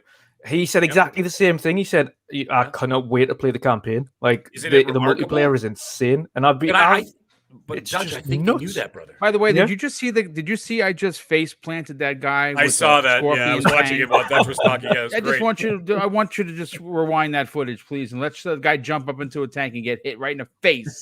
That's remarkable. A 25 millimeter. By the way, I know that thing's called a scorpion. I do remember that. Yeah, I know. God bless. But again, when you're talking about mindshare, though, Mag, again, you sure it's not called a rhino mag or something like that? Cyber Dutch is talking. When you're talking about mindshare, though, you've got the multiplayer releasing now, and it's dominating the conversation. It is absolutely dominating the conversation. You had Forza dominating the conversation up until then, and still dominating conversations now. But then you've also, the next month, Halo releases the single player, and then the rest of the maps for multiplayer. So the conversation is going to continue to be Halo all the way through the Christmas so why period. Blow your load in one shot, pause, and then when you can actually just let it go for a couple of months. Okay? It's like tantric sex. Just let it go forever. Why just one shot? Keep going. It's just they have the talk, they have the mind share for one of the biggest periods of the year, and I think it's going to pay off. Can I say one last thing before I pass? Sure, the mic? absolutely. It's a very brother. interesting thing. Very interesting thing. My son, who's 9, okay, you couldn't pry Fortnite from his hands, okay? There's like you cannot do it. And he's got a Switch. His my daughter has a Switch. They play Switch Lights, and they're wandering around the house playing Fortnite 24/7. Okay, when they're not in school or whatever. Now, you know what he said to me the other day? He came to me. There's a couple days ago. Sorry, it was Friday night, 3 nights ago. He said, "Daddy, can I play Halo?" Wow. And I said, "Yeah, sure." Awesome. So I went to his Xbox, and I realized I hadn't downloaded the multiplayer for him yet, right? So I downloaded the because he's got Game Pass as well. And by the way, Xbox, where's the family Game Pass thing already? I'm paying for 2 in one house because there's 3 of us using it. Yeah, I know it's coming. It's but coming. Like, when? When is the thing? Yeah. Anyways, the thing is, then I downloaded it for him, whatever. We played bots matches. I put myself to do not disturb. So, like, I didn't get the 8 million invites from people. So we just played whatever. And we played for a little bit. And then last night, Sunday night, he came to me again. He put his Switch down and he goes, "I don't want to play Fortnite. Daddy, do you want to play Halo again?" Oh, dude, that's awesome. Dude, that is mind-blowing to me. For like hearts and minds. And there you go. What did Eminem say all those years ago in one of his lyrics? Getting in your kids' ears and nesting. That's what I'm doing. Getting in the kids' ears and nesting. I thought you were gonna say my son came to me and he said, "Daddy, when you first saw Halo, were you blinded by its majesty?" That's what I thought you was asking. Cyber, he's 9. He's not a royal subject. I love sounded like a line from Game of Thrones. Anyways, God. Yeah, so he said that. So after we played that one night with just bots, he came to me 2 nights later. 2 nights later, turned off Fortnite and said, "Can I play Halo again?" It's crazy. And so we actually played online, which wasn't very good for him, but it doesn't matter. He loved it. And so that's what I'm getting at. The point is, you're not only getting the mind share of our 40-something-year-old old farts playing Halo, whatever, because we were there from day one. Now you're getting those kids. Because you don't think that he went to school or that he went to school today and said, "I'm playing this Halo game." Everybody's going to go home and say, "Daddy, I want to play Halo." Yep. And this and that, whatever. And that's how it starts. But anyways, that's it. I'm done. No, I mean, great. I mean, dude, listen, this is a conversational podcast. So when you want to talk about it, just go crazy. I got to bring Keasante into conversation, but Keasante, I'm kind of going to twist it a little bit because we were talking privately today, and I'm thinking this is going to be a 91 meta in total, right? That's my take on it. Yeah. Before I get into my spiel, let me just catch up with some of the super chats. Been quite a few of them. Danny Passion Official drops an outstanding $5 super chat and says, "The minute that they announced that Marvel's Avengers Spider-Man would be exclusive to PlayStation, that decision alone it sucks with a capital S. Square Enix did the damage to themselves. No doubt about it." He says, we also have Brandon XRLS drops a $2 super chat and says, "This Halo is better than Bungie's 1000% City We Up." Yeah, I mean, listen, we're gonna see. We're gonna see. We also have Sir X-Man drops an additional $2 super chat and says, "I want to play Forza Horizon 5, but Halo keeps getting in the way." No doubt about it. Now, here's the thing. I know scores don't matter, right? Scores really don't matter. I think this is going to be a 91. Now, there's been some pushback in the community. Why should it get a 91? Because Forge and Co-op isn't there, right? This has to be 10 points off because those aren't there. And I'm going to challenge that. I'm going to challenge that theory because here's the thing, folks. If you remember last year's Game Awards, The Last of Us 2, which I thought was a disgraceful story. Graphics great. RPG system great, weapon crafting great. The story was just thrown together. It was all out of whack. I hated it. And BitCloud, who's by the way a PlayStation representative, agrees.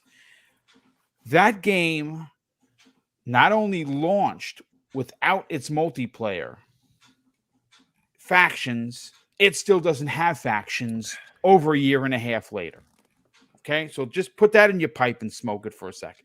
Okay, so if that game could see 93s and 94s and 96s and 100s, why can't Halo Infinite? Now, these are modes, right? The same as what Naughty Dog didn't deliver and still hasn't.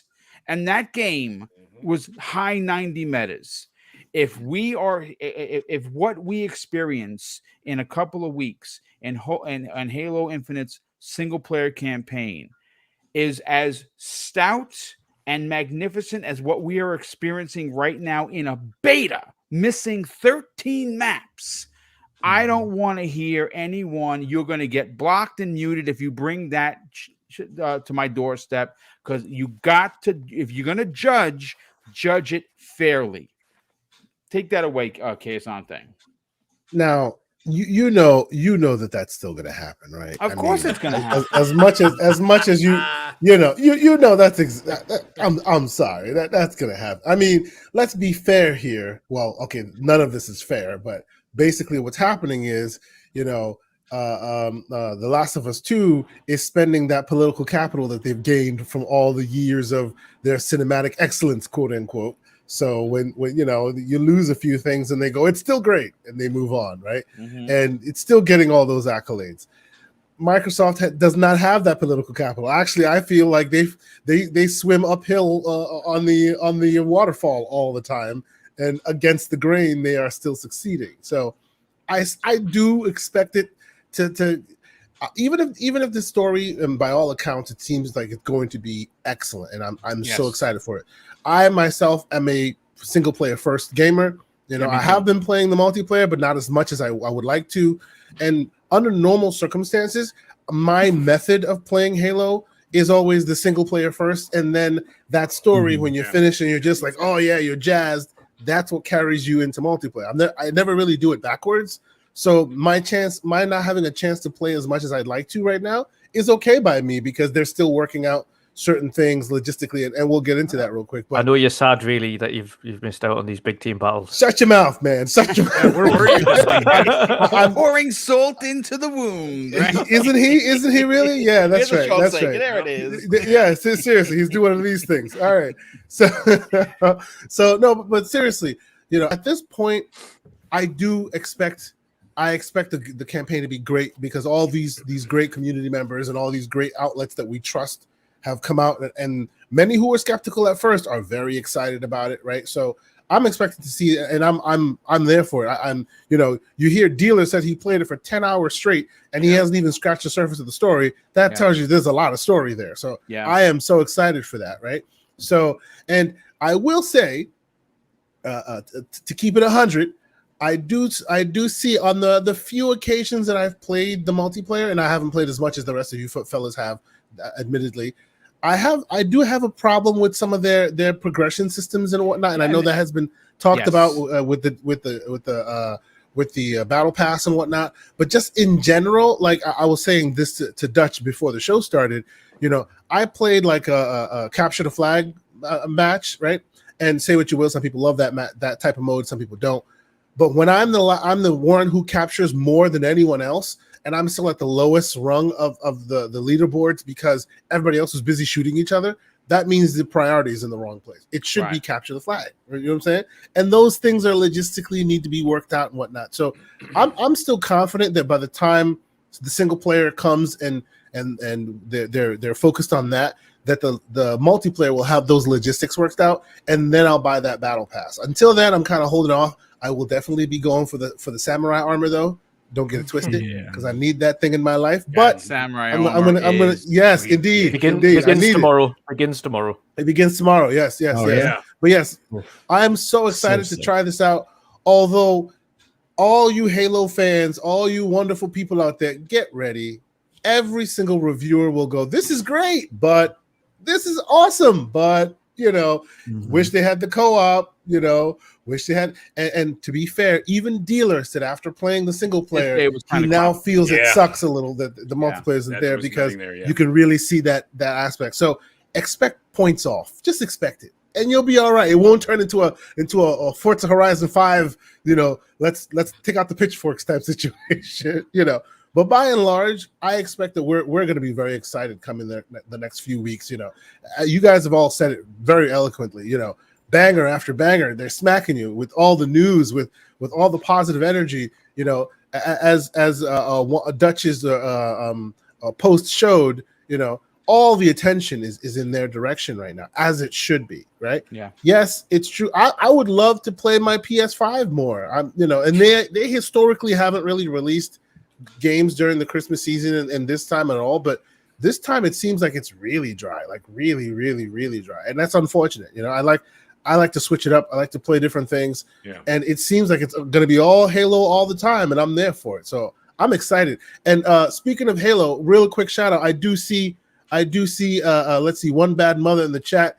If you haven't checked out Xbox Era's Kickstarter campaign with their awesome Halo book, their Xbox book, the 20th anniversary, do yourself a favor and go check it out. It is every Xbox fan. As am I. Yes, you should get on that. It's awesome. Shout out to them for doing that. I wish it was in my hands right now. It looks absolutely incredible. Hey, can I ask everybody a question? Sure. Since we're talking about this, the meta scores and things like that.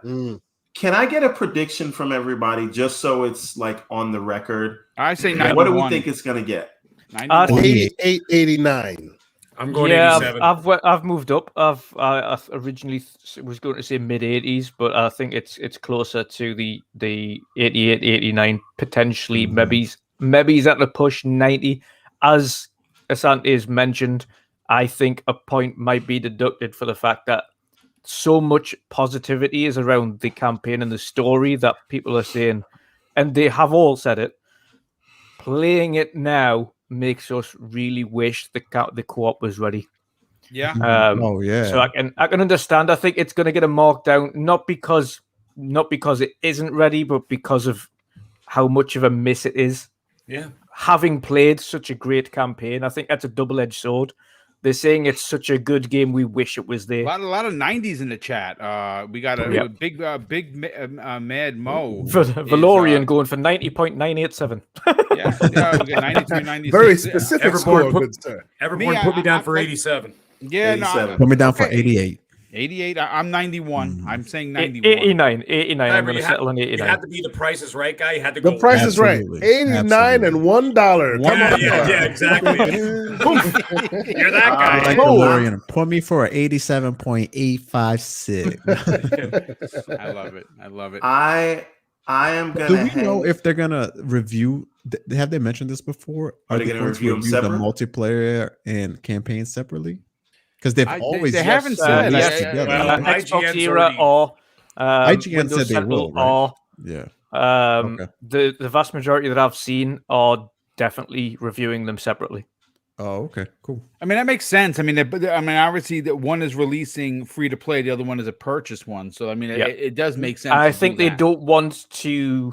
I think a lot of them as well don't want to have any issues that with the multiplayer, i.e., progression, i.e., cosmetics, or anything like that. I don't think they want it to tarnish what it potentially would be an amazing single player. Is Halo Infinite multiplayer being considered its own game? Or is it its own thing? Yeah.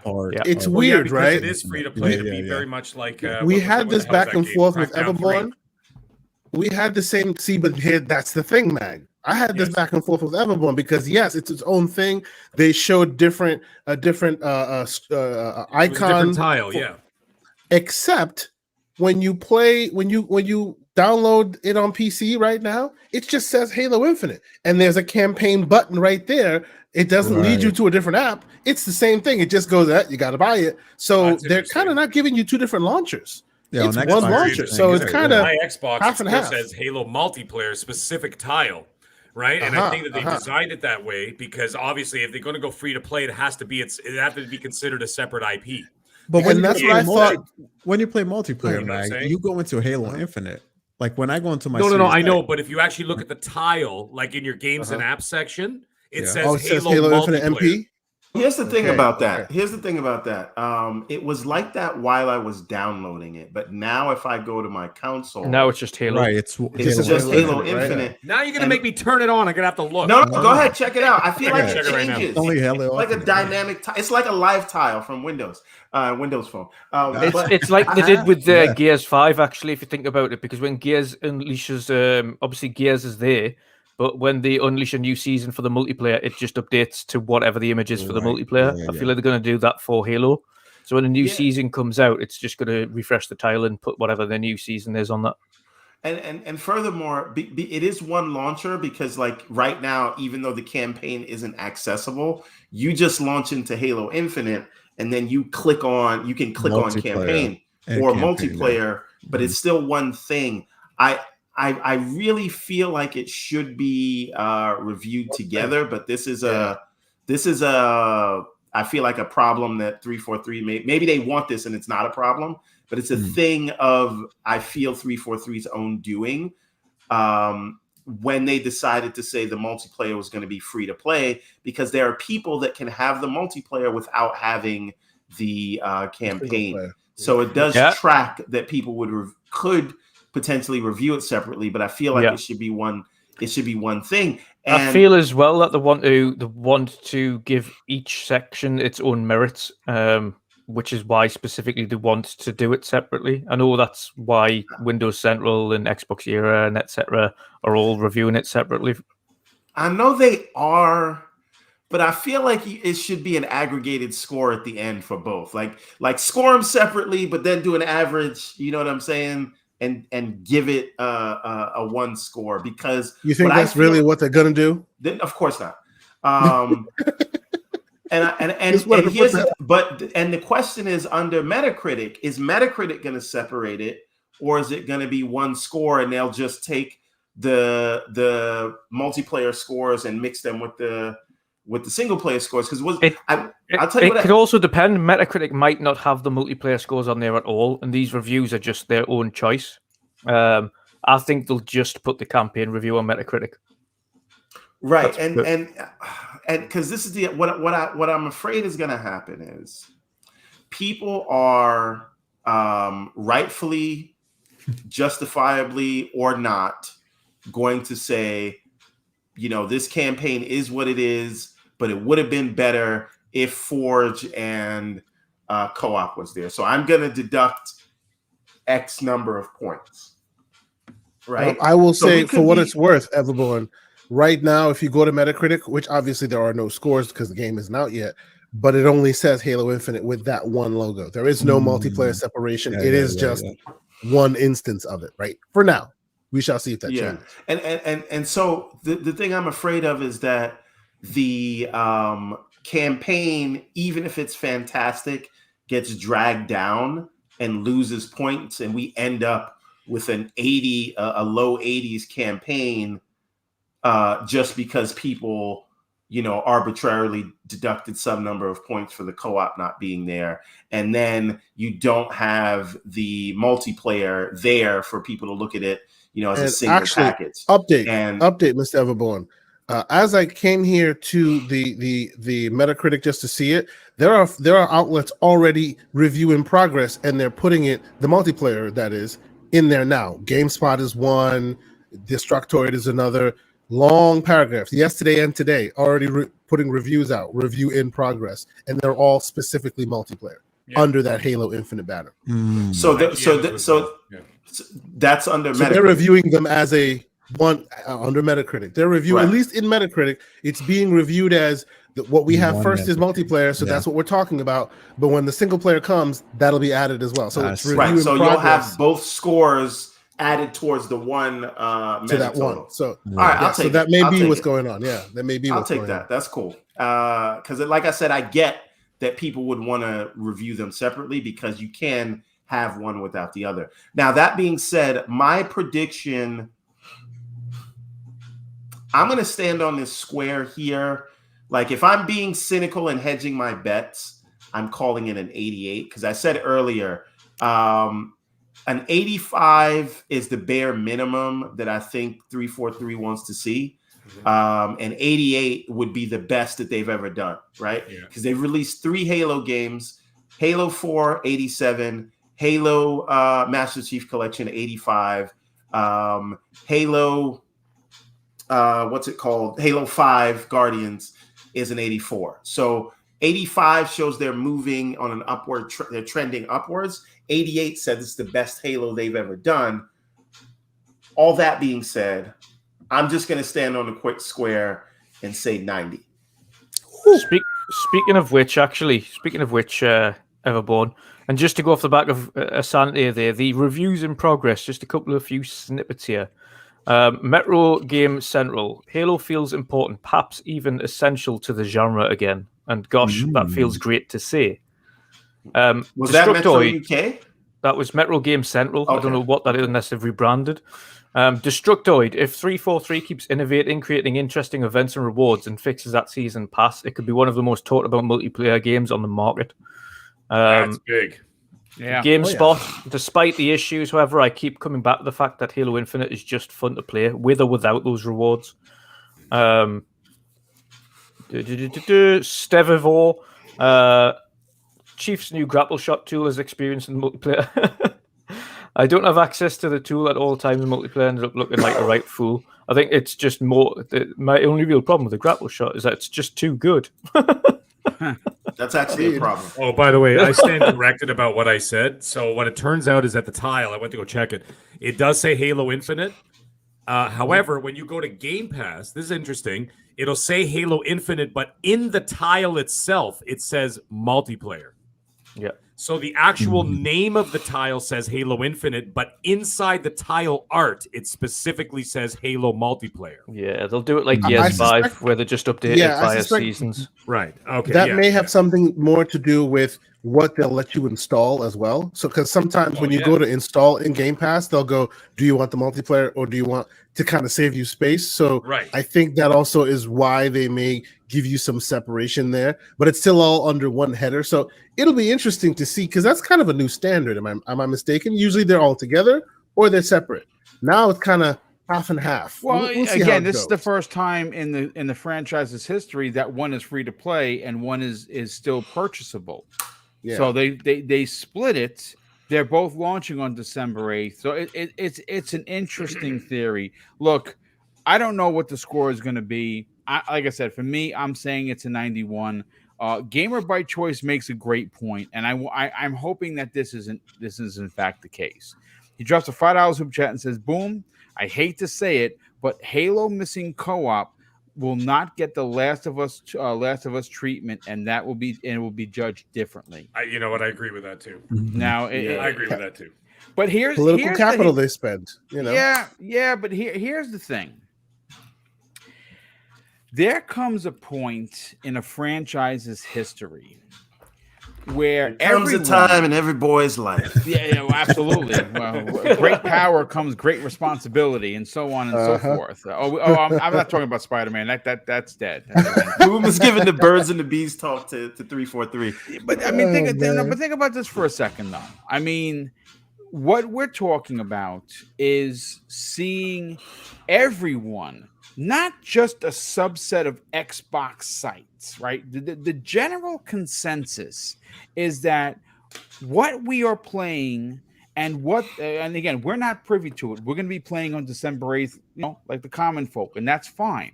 The big outlets got the preview build, and they probably next week are going to get the as we get closer to December, I would imagine they're going to get the actual review copy. Sure, yeah. Right? Yeah. Where the achievements are going to lock and everything like that. Because what we've heard, like Dealer said, none of his achievements are popping because it's a preview. It's literally a preview. There comes a point where we have all been asking, practically begging to see Master Chief, the face of Xbox, return in a way that would bring us all joy. I'm going to be honest with you. Based on what we've played on the multiplayer, what people are playing in the preview version of the single player, even with the 2 missing items, I still think people are going to be incredibly high on this game for a multitude of reasons. I mean, again, this is just my personal opinion. I think that, yes, there are a lot of people that DM me all the time. Hey, Boom, loved your content when you were talking about Halo, but to be honest with you, I'm going to wait because I wanted to play with my son. I wanted to play with my father. I wanted to play with my best friend growing up. And I'm letting you know that I take nothing away from that. What you're saying makes a lot of sense. People want to experience Halo in a different way. See, the multiplayer for me, the co-op, is I don't do co-op until I've already run through the game, and then I try to do it on Legendary. Me and my brother bunch of our friends. We get in there. We try to do it on Legendary. The only Halo I've beaten on Legendary that I was addicted to like crack cocaine was Halo 3. It's my favorite in the series. I played a gross amount of multiplayer, and the single player was just epic. I mean, that end sequence with the Warthog is still legendary for me personally. I don't know, guys. I mean, listen, again, I think we can chase our tails all night and give highs and lows. But I want to talk about what the Forza Horizon and Halo Infinite multiplayer single player effect does for Xbox moving forward. I think we're seeing a changing of the guard. And I'm not saying that Horizon Forbidden West isn't going to be great. I'm not saying that God of War, when it releases in early 2023, is going to be great. Yeah, I said it. Yeah, I've been saying that forever. March 2023 is when you're getting God of War. That's when you're getting it. But I want to get the opinion of the panel. I'm going to get the opinion of the incredible chat. We have over 200 people here. We had well over 300 before. Where do you feel this trajectory is going to be for Xbox? Can I take this one? Yeah, go ahead. Everyone, go first on this. So I want to quote the great Mag. When he says the Blitzkrieg has begun. Right? That was a quote from Mag last week, and Forza. See, here's the thing. The reason you hear all of this Halo Gears Forza, that is a debate tactic to take away your opponent's heavy hitters, to try to invalidate them. When someone says to me Halo, Gears, and Forza, I say, yes, please, may I have another, right? You buy a Nintendo console because you want Mario and Zelda, right? You buy a PlayStation console because you want Spider-Man and God of War.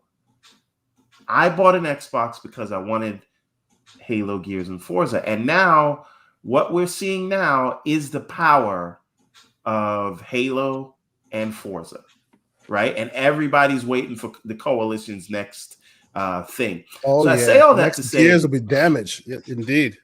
I say that to say these are nuclear missiles, right?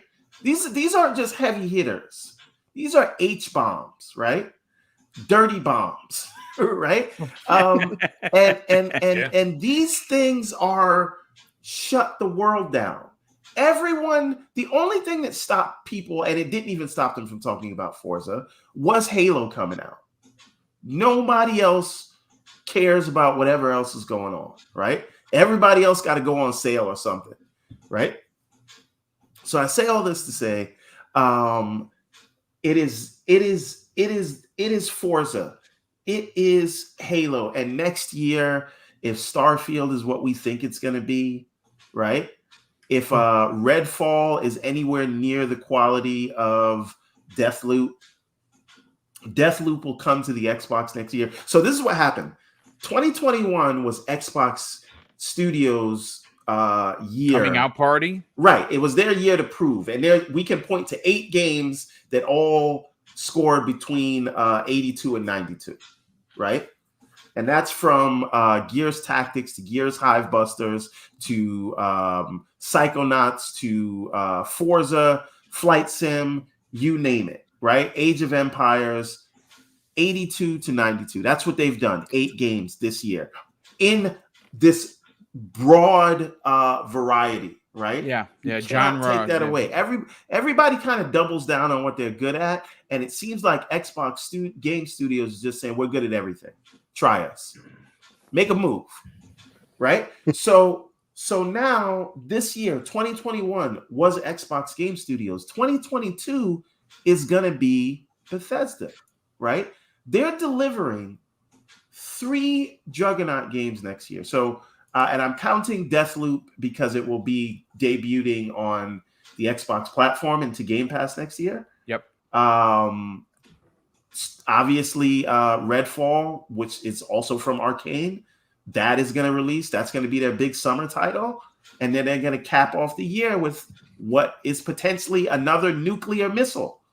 So you're going to have to start. And you're also forgetting that Forza Motorsport is coming out next year, and that makes the 4 AAA bangers, as the kids say. I'm sorry, Mr. Babbitt. That makes it for 2022. So we're going to see Starfield, single player space romp RPG, right? Fallout in space or Elder Scrolls in space, whatever you want to call it. And then we're gonna see Redfall, which is another co-op game from the geniuses at Arcane. We'll see Motorsport, which I think will put the if Forza Horizon 5 didn't do it, and Flight Sim didn't do it for you, or Hivebusters didn't do it for you, Motorsport is going to put that graphics issue to bed. First of all, if any of those games didn't do it for you, get new glasses. Right. Because those are the best games I've ever seen in my life. Right. And so you're going to have those 4 big games. And that's before we start talking about Stalker 2 and Crossfire X and Exomecha, right? And what's that other one that's like Asante, the weird you said Kojima-like game. It's like a weird man, Atomic Heart. Oh yeah, I forgot all about that.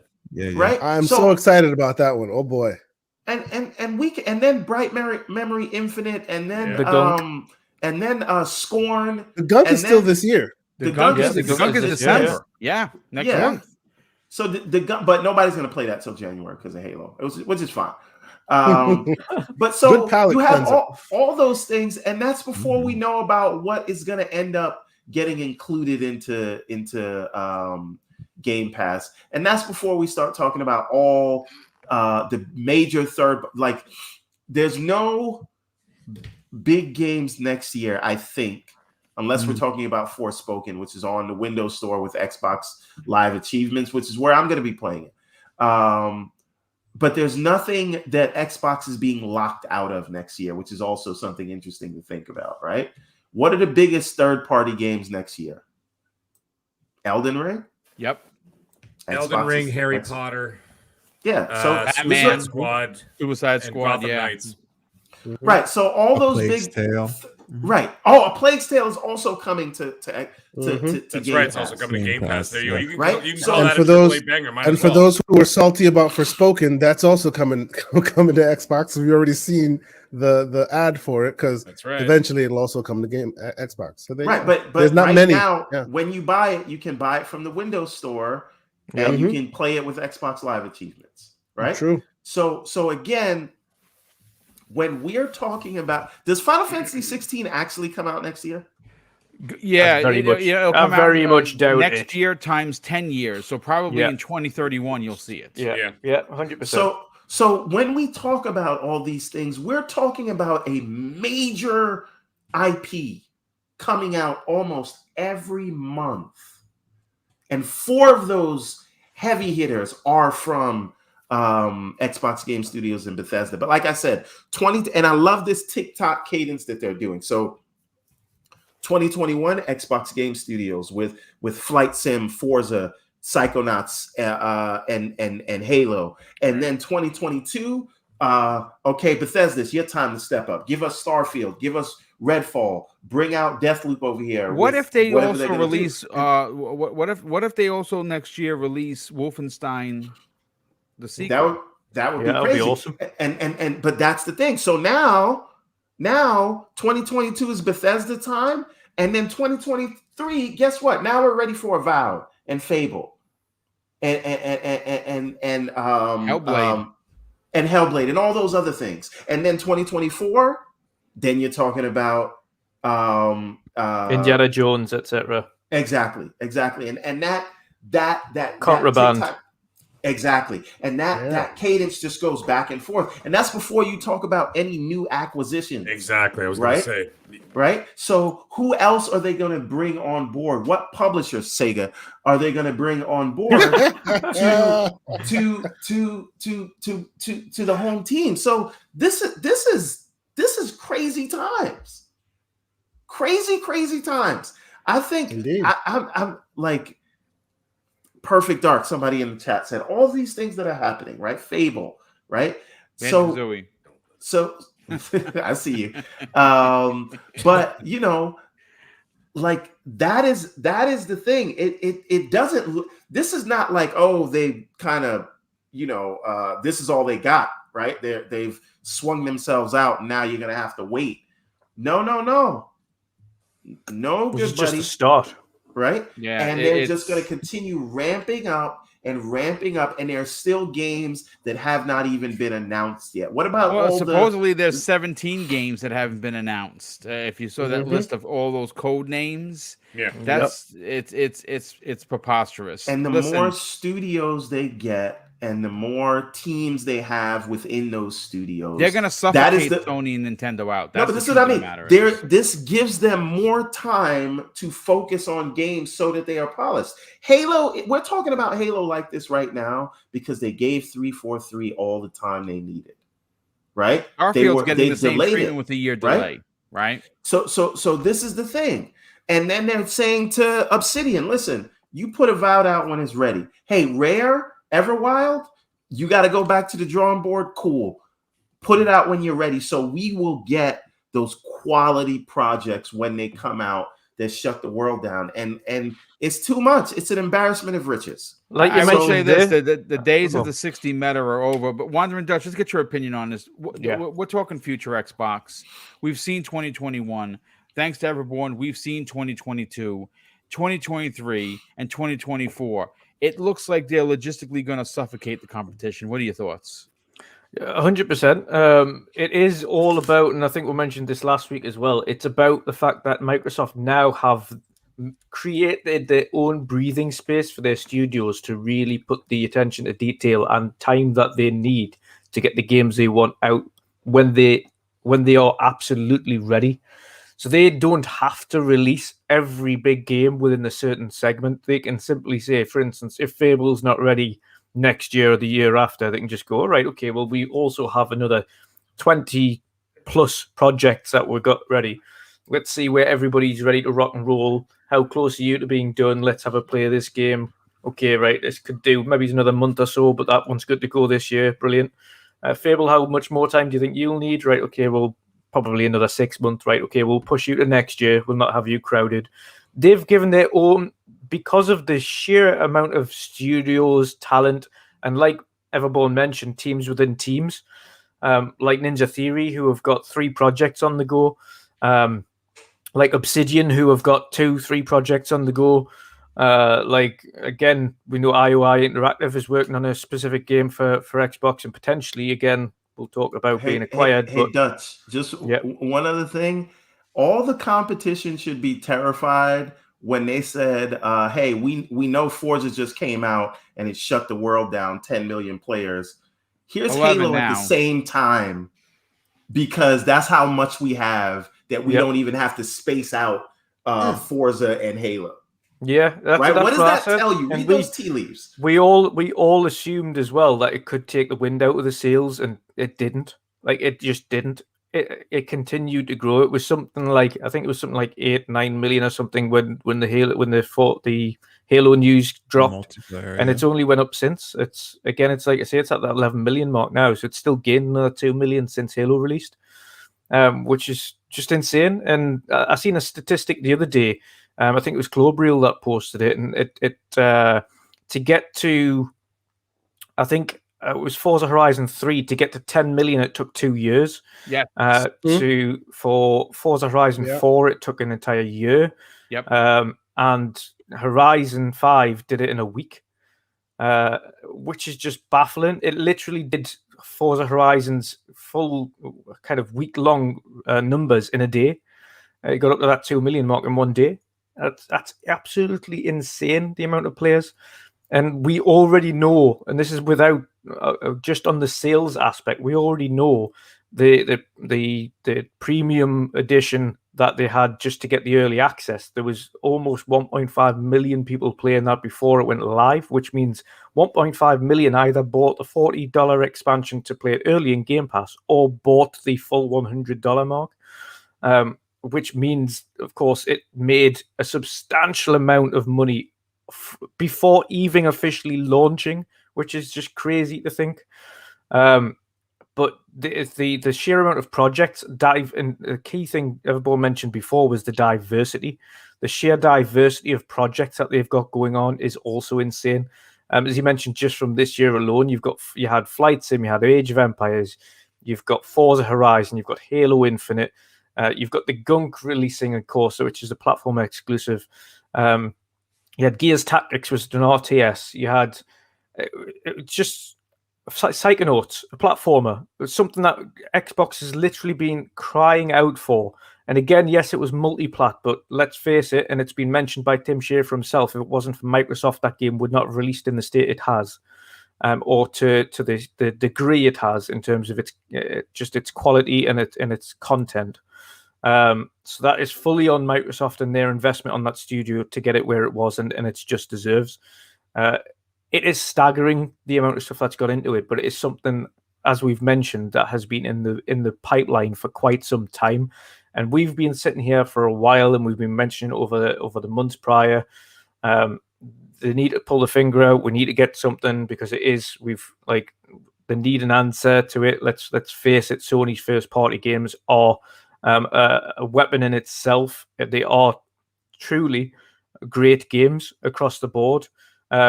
And again, Xbox have got some titles that we love. But they won't do anything else with them. PlayStation have got the same. They've got, again, Days Gone, which wasn't a massive hit with a lot of them, but it's a fan favorite, and unfortunately, that's not getting a sequel. We had the same thing with a console launch exclusive in Rise. That is still to this day never been followed up on, even though it is a fan favorite.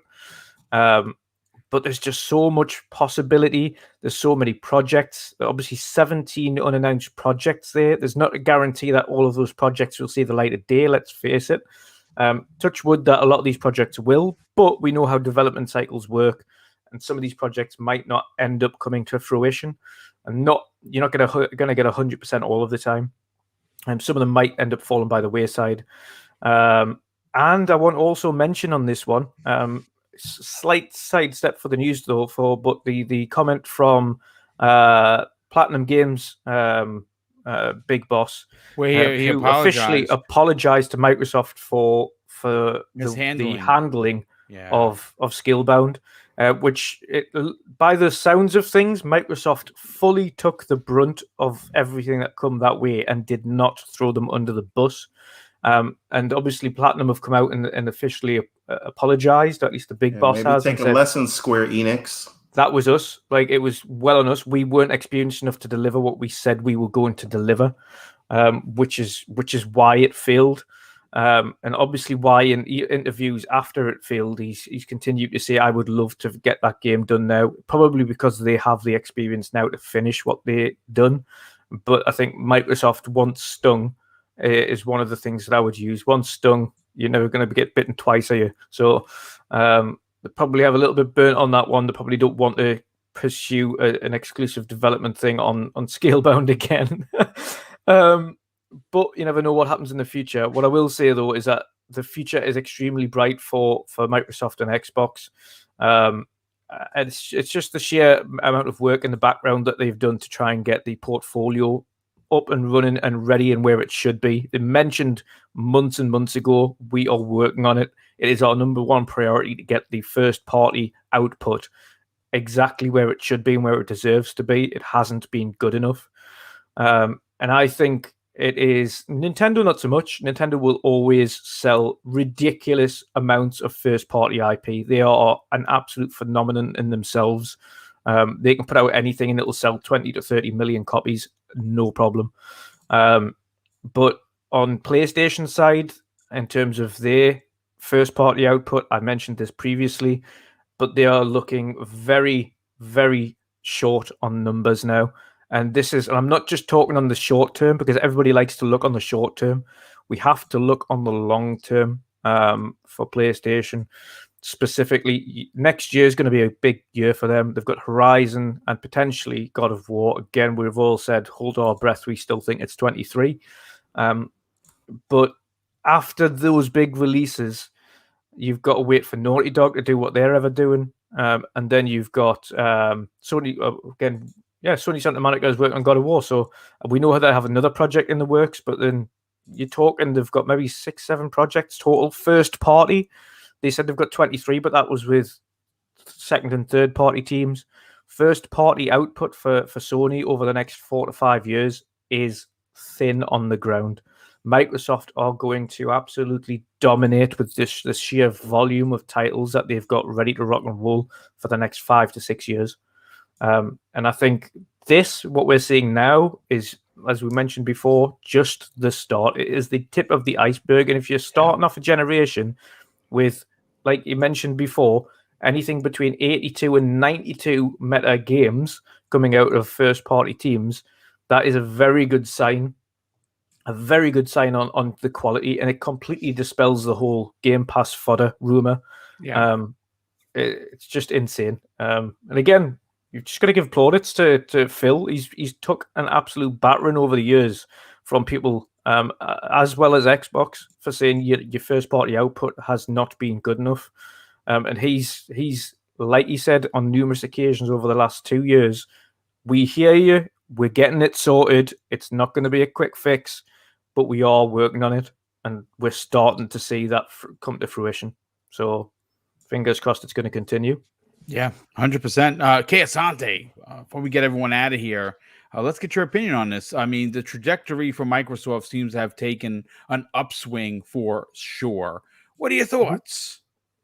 No, I agree with everybody's points on here. I mean, they have been basically strategizing. You've heard them, and I always say that they sometimes come out. They're a little sorry, too... Chris, out there. Go ahead, yes. I keep forgetting that, but in the comments there, and shout out to you, because I forgot about it entirely. Future generations, nobody is talking about the fact that Arc 2 is Vin Diesel is a console exclusive. I completely forgot about Arc 2. Yes, Arc is also coming. That's right, indeed. I actually thought that trailer looked relatively interesting until I saw Vin Diesel, and that threw me for a loop. Anyway, no, they have definitely been strategizing. I always, myself and Everborn, go back and forth on whether they should be as forthcoming with the data as they are. Right? I think there's a case to be made for either of them. By and large, PlayStation has been successful by hitting you with things you didn't know was happening, and then boom, there's 1, 2, 3, 4, 5 coming at you, right? And everybody gets excited because they didn't know what was happening. Just like right now, as the panel has greatly done, you can literally tell what's coming all the way to 2024 almost, right? Because they have been very forthcoming with that stuff, whereas PlayStation not so much. But the flip side of that, what that does is that tells you that, hey, if you buy into this ecosystem, as the kids say, you'll be eating good for a while. You know what I'm saying? Between that and the multi-platform stuff that's coming to Game Pass, you are set for such a good long time. And they've already said this multiple times, right? Their idea is to release a big game or a good game, not necessarily the biggest game, but a good game every quarter. Just keep hitting you with it. And as you can see, that whole plan is working, right? It's all coming to fruition. They don't care if they get the awards or not. They don't care if one of them becomes the biggest selling one or not. They like that because that obviously is forward momentum moving in the right direction. But they don't need that, right? Because they have the library. They have the Netflix of games, if you will. So this is a perfect situation that they've set themselves up with. I was watching a bunch of Xbox coverage today. They said... Actually, it's the one that Everborn pulled out the Peter Moore stuff. They had a full conversation today. For those who didn't catch it, had Reggie Fils-Aimé moderating it. Very interesting. If you haven't checked it out, you should definitely do so. Where they're literally talking about, see all these games, all these initiatives that you're talking about now. These are things we were talking about or setting up many years before it is now coming to fruition. So the conversations that they're having now, we won't know or care about for another 4-5 years. So all of those things, it's a cyclical thing, right? All the Game Pass and the quick resume and all that stuff. Those were all conversations that were being had many years ago that we weren't aware of. In addition to, and we're going to acquire these people, and we're going to make sure we have games in these quarters. So you know, what was nice to see from Reggie as well is his comment on Xbox specifically stating, without Xbox, they pushed the environment wouldn't forward. Be where it is today. Yes, they're pushing the industry forward. Yes, indeed. Anybody who's really a fan of those historical stuff, you should watch this small interview with all of them. Even Bonnie Ross was there. So it was quite interesting. People should definitely check it out. But no, I'm not going to make it long. I'll just say I completely agree. And, at this point, if you were a person who just is new to gaming, or you're trying to get into it or something, I would very highly recommend you get an Xbox, or at least play in the Xbox ecosystem, because with a console or a subscription to Game Pass or access to their content, you're going to be set for a great long time, because they're very, very much telegraphed all the greatness that is coming, right? In addition to the greatness that is here now. So I think we're all set. There should be no issues going forward. And I'm looking forward to, and one of my main excitements is now I'm looking forward to how, not even Nintendo, because we know how Nintendo does, you know what I'm saying? They're gonna throw us an SoC from 2017. It is what it is. But I'm looking forward to how Sony responds, because they are tip of the spear. They are still, the kings of gaming when it comes to your cinematic experiences and whatnot. And they're not going to sit there and let Xbox just keep all this mind share. So it's going to be gamer specific for all of these next couple of years. All of them trying to fight and push and get your attention, which is great for us. So I'm very much. I just want to bring everybody's attention to all of the talk about after Sony's conference, where they showed you KOTOR and they showed you Spider-Man 2 and Ragnarok, and then Wolverine, and then everybody was running around. We need a superhero for Xbox. I think Xbox is pretty good. I think Xbox is doing just fine without a superhero. That's all I'm saying. Look, I agree with you there. But they still need one, I think. Yes. Yeah, I 100% agree. I'm listen again. We don't know what's going to happen with the whole WB thing. Are they ever going to own them? Who knows? I'm still in that camp. All of like Warner Media. That's the square. Buy the whole deal, the building, the whole thing. Buy the bank. Let's get Mag. Did we get your opinion on this yet, brother? No, we did not. Not really. But sorry, I was muted. No, that's all right. Let's pile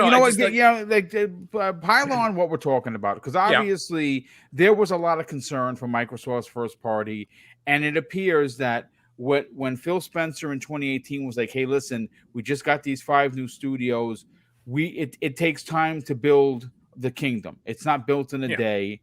And he's doing it, and they're doing it at Redmond, and now we're seeing the fruits of the labor. How bright is Xbox's future looking forward? Well, the thing is that there's no real downside to it, other than the fact that I think the only downside I can see is that who the hell's going to have the time to play all of the content that these guys are going to be releasing? That's the thing. And I mean, I know it sounds like a real first world problem, but honestly, it's going to get to that point. Like, for example, I know Everborn has mentioned it a couple times, and I always get a good giggle out of it. The ever-growing viewer list. What the hell is it called? The favorites list or whatever it is on Netflix. Oh yeah. List. Right. Mm-hmm. How many of those shows, movies do you actually get to? I haven't even watched Ozark yet. I added it 3 years ago. Listen, it's like by the time you add something to your Netflix watch list, that means that's the list of things that I'm not going to watch. It's going to purgatory forever. You're never going to see it again. You know what I'm saying? Watch it now, or forever hold your peace. Hold your peace. So here's the thing. Indeed. It's going to come to a point, I say in about 2 years from now, where we're going to get to that point where we're going, holy good mother of God. How the hell can we play all these first-party games, all these Bethesda games, all these Xbox Game Studio games, all these third-party deals, and then on top of it, actual third-party games that get released, right? Like look at 2022, for example. You know, we've already mentioned, I don't have to rehash every game coming out. We've already said it. However, how are we going to keep up? It is going to be insanity. Like look at like February, for example. Like finally, all jokes aside, I get to turn my PS5 on, right? And I'm going to get the Legacy of Thieves edition because I promised I was going to platinum all 5 Uncharted. I did 3. So I want to get the Legacy of Thieves edition because I want to have the, you know, haptic feedbacks and all that kind of stuff. And then I'm going to get for Horizon Forbidden West. Then on the other side of the fence, I got Elden Ring. We've got Dying Light 2, right? And I'm like, holy mackerel, this all comes out within 2 weeks. We don't know what else Xbox is going to start dropping into Game Pass around that time, right? Because we have no solid dates of what's happening. Let's say they start dropping stuff in March. All of a sudden, you've got 5-6 games that you could barely even touch. You know, and then and then of course, then you got the Gotham Knights, and then the Suicide Squads, and the Harry Potters, and then of course the rumor for Call of Duty next year is that it's going to be Modern Warfare 2, right? The sequel to the 2019 one. And you know, I'm just saying. So like, those are all big things. Like, so like, it's so much that it's going to get to the point where it's going to be overwhelming. However, what they're doing is the right thing to do because you have to keep the content fresh, because you have to keep people subscribed. And the thing is, yes, you know, the casuals are one thing that's great. You need them because they are the majority of the people out there. However, if you want to keep the company in the mind share and you want to keep the hardcore in there, you have to release fresh content because people will rip through games, especially the hardcore, and then they're going to say, what's next?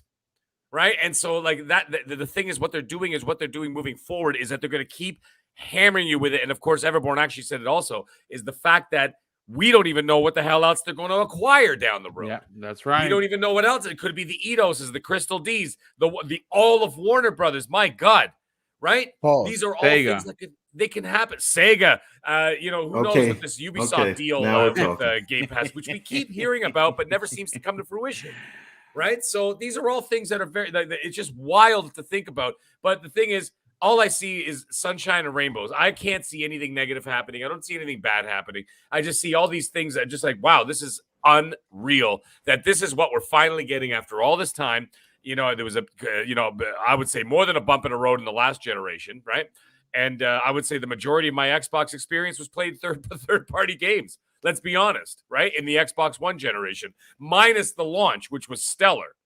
You know, first 2 years was great.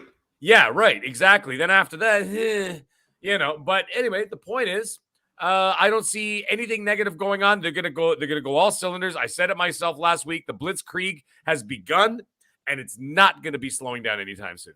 Yep, I absolutely agree. But listen, let's get Cyber Knox's opinion on this and get everyone out of here.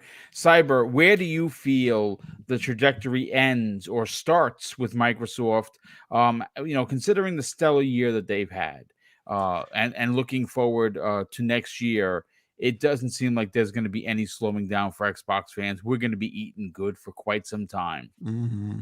I think it actually started right as soon as they announced that their games are going day and date on Game Pass. Yeah. I think that already changed the mind share of a lot of gamers out there. You heard it got people talking about, first party, and it got people talking about Game Pass, and then people were, speculating left and right after that. And ever since then, you can't deny the value of that ecosystem. You can't deny the value of Game Pass itself. And kind of like everyone here has mentioned, it's gonna get to a point where we're gonna get so many games coming out that point is already here, right? If you just eliminate all first party games and you just exclusively think about third party games that you're playing right now, or that you want to play, or that you haven't played but it's on your backlog, I guarantee you have a lot of games on your backlog. It's impossible to run out of play all these games. But it's just gonna keep growing. It's just gonna keep growing. Right now, we're on this tidal wave where gaming is such like a proponent.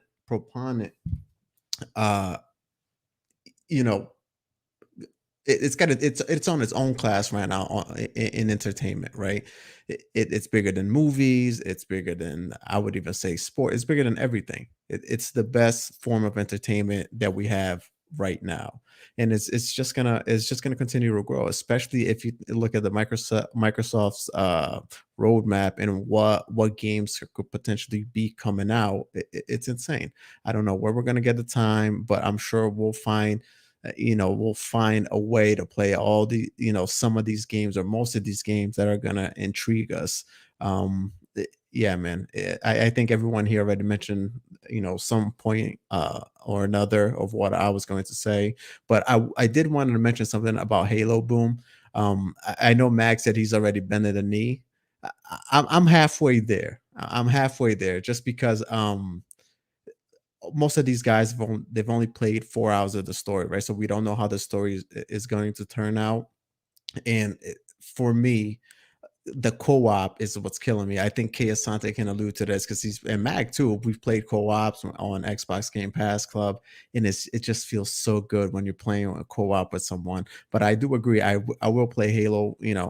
I have a tendency of playing Halo solo first and then going through, and but I just hope that story is an incredible story. If they nail that, Halo's amazing. I love the gameplay, I love everything about it. I'm just waiting to see that full comprehensive story.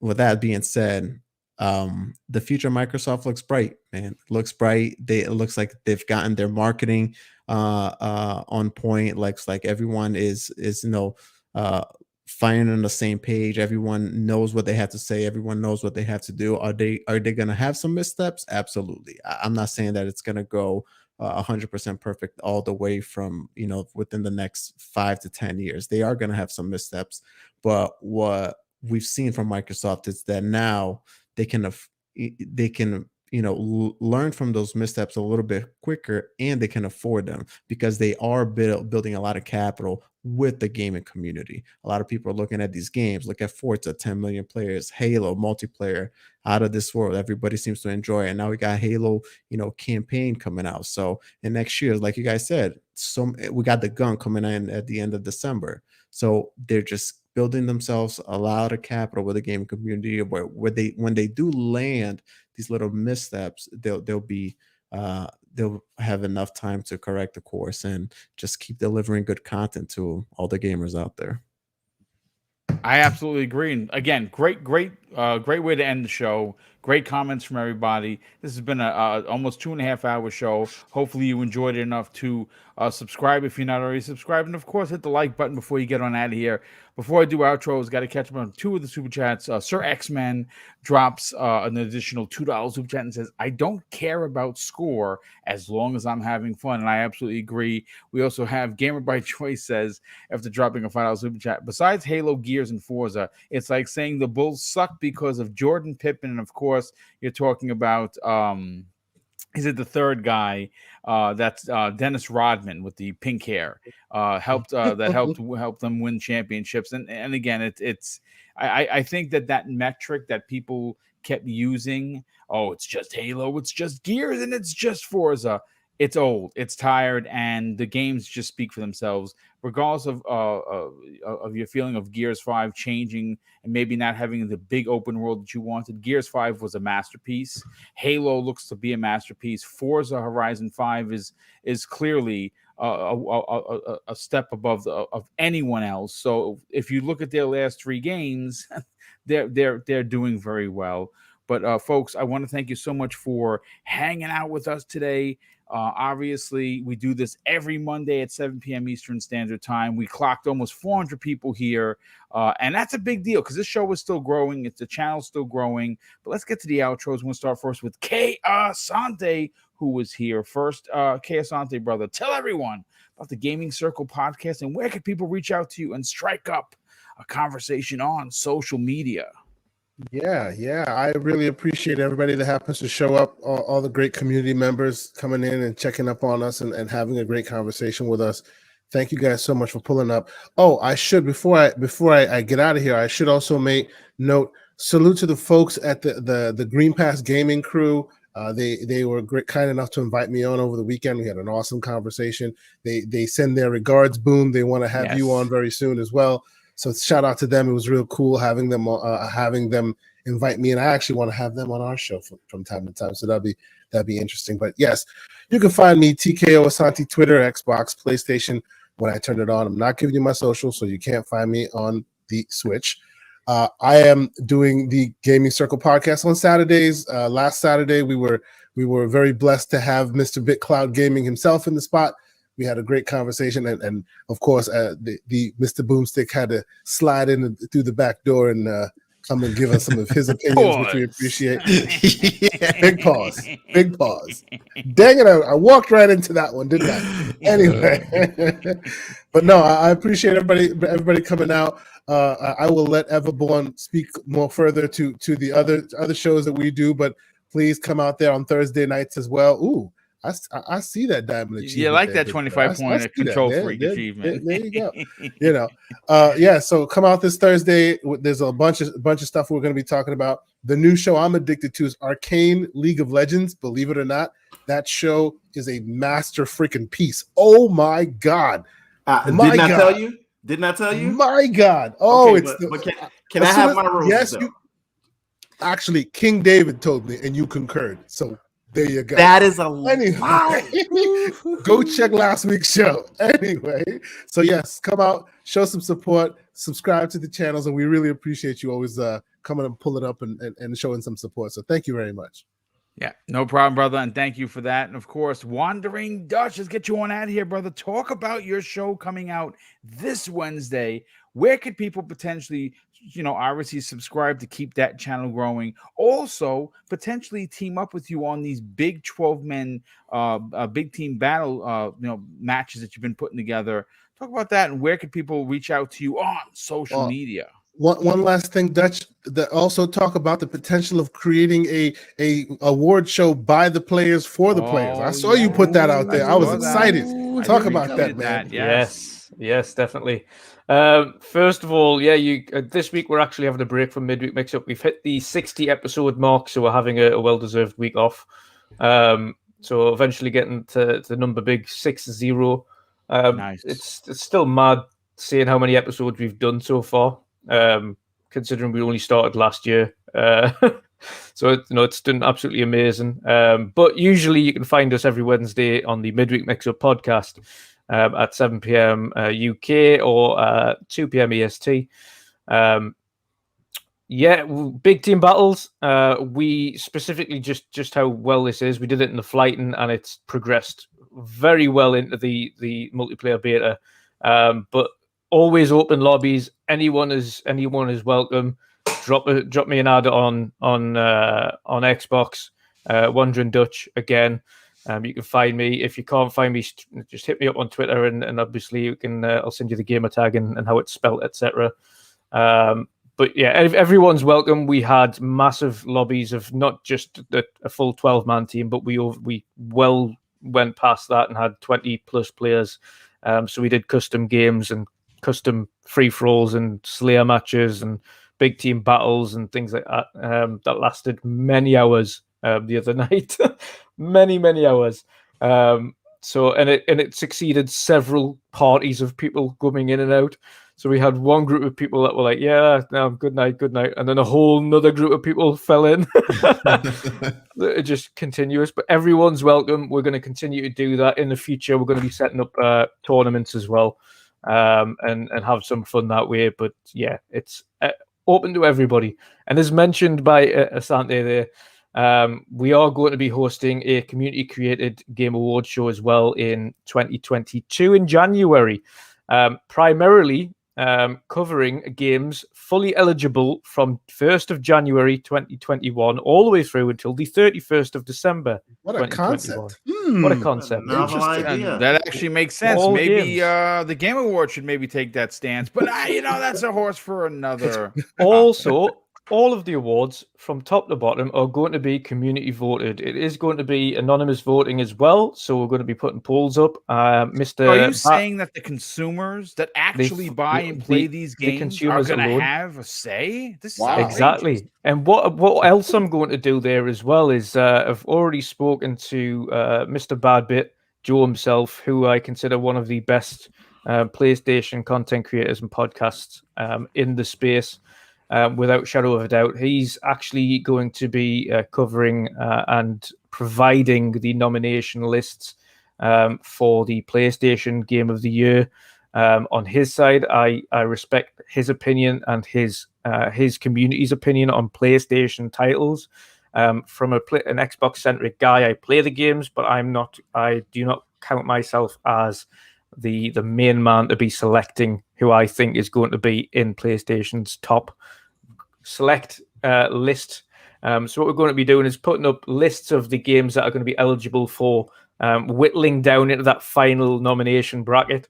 Of course, that is all going to be community voted. So we're going to be creating a big survey that's going to go out for each one of the platforms, whittle down all of the games that have been released by each platform for the full year of 2021. The community then obviously has their own choice on who they vote for, and whoever ends up in that final 4 or 5 list, that is community choice. That's not on us. So it's completely community choice.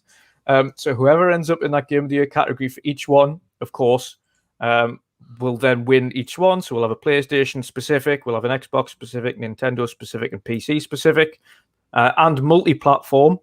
So we're going to have first party for each of those, a multi-platform. The winners of those then go into the final Game of the Year category, and then that is your big one. So it's going to be community created. We're already starting to talk to a lot of people with regards to what else we can get involved, i.e. developers or content creators, etc. So there's a lot of work already starting to go into it, or big conversations already being had. So I am very much looking forward to that. But that will be, we're going to start looking at releasing the nominations and the lists and things next month. And then in January, that's when the show will be created and aired. So I'm looking forward to getting that one out. Nice. Everborn Saga, let's get you one out here, brother. Talk about your wares and where can people reach out to you and potentially strike up a conversation. Well, firstly, I just want to remind everybody about the Kickstarter we have going on. We have 14 days left. We're making good headway to our first stretch goal, which will upgrade everyone to the hardcover editions of Prince of Arcadia Book 2. So here is that link in the chat. But one other thing I want to just, in case you guys didn't know, are you guys fans of the game Mortal Shell? Yes. You guys heard of this game? Yeah, Game Pass now. Game Pass now. It is, yeah. And it's the enhanced version as well. Mm-hmm. Yeah, I heard it's pretty cool. I never played it, but I'm gonna try it out now. It's pretty cool. It's a little bit like what do you call it? Dark Souls. FromSoft kind, Dark Souls like, but it's a little more forgiving. It is interesting. You should give it a shot. Yeah, well, see, stop playing Streets of Rage 4. I'm stuck on that last stage, man. It's really unfair. But anyway, Everborn Saga everywhere. More. That's Xbox, PlayStation, Steam, Oculus. But most importantly, Twitter. I'm very active there. Try to follow everyone who follows me, and everbornsaga.com, where you can kind of get the Everborn books and merchandise and stuff, and it'll take you over to the Kickstarter from there. But you type in Everborn Saga someplace and you'll find me, except for Nintendo, because Nintendo's gonna Nintendo.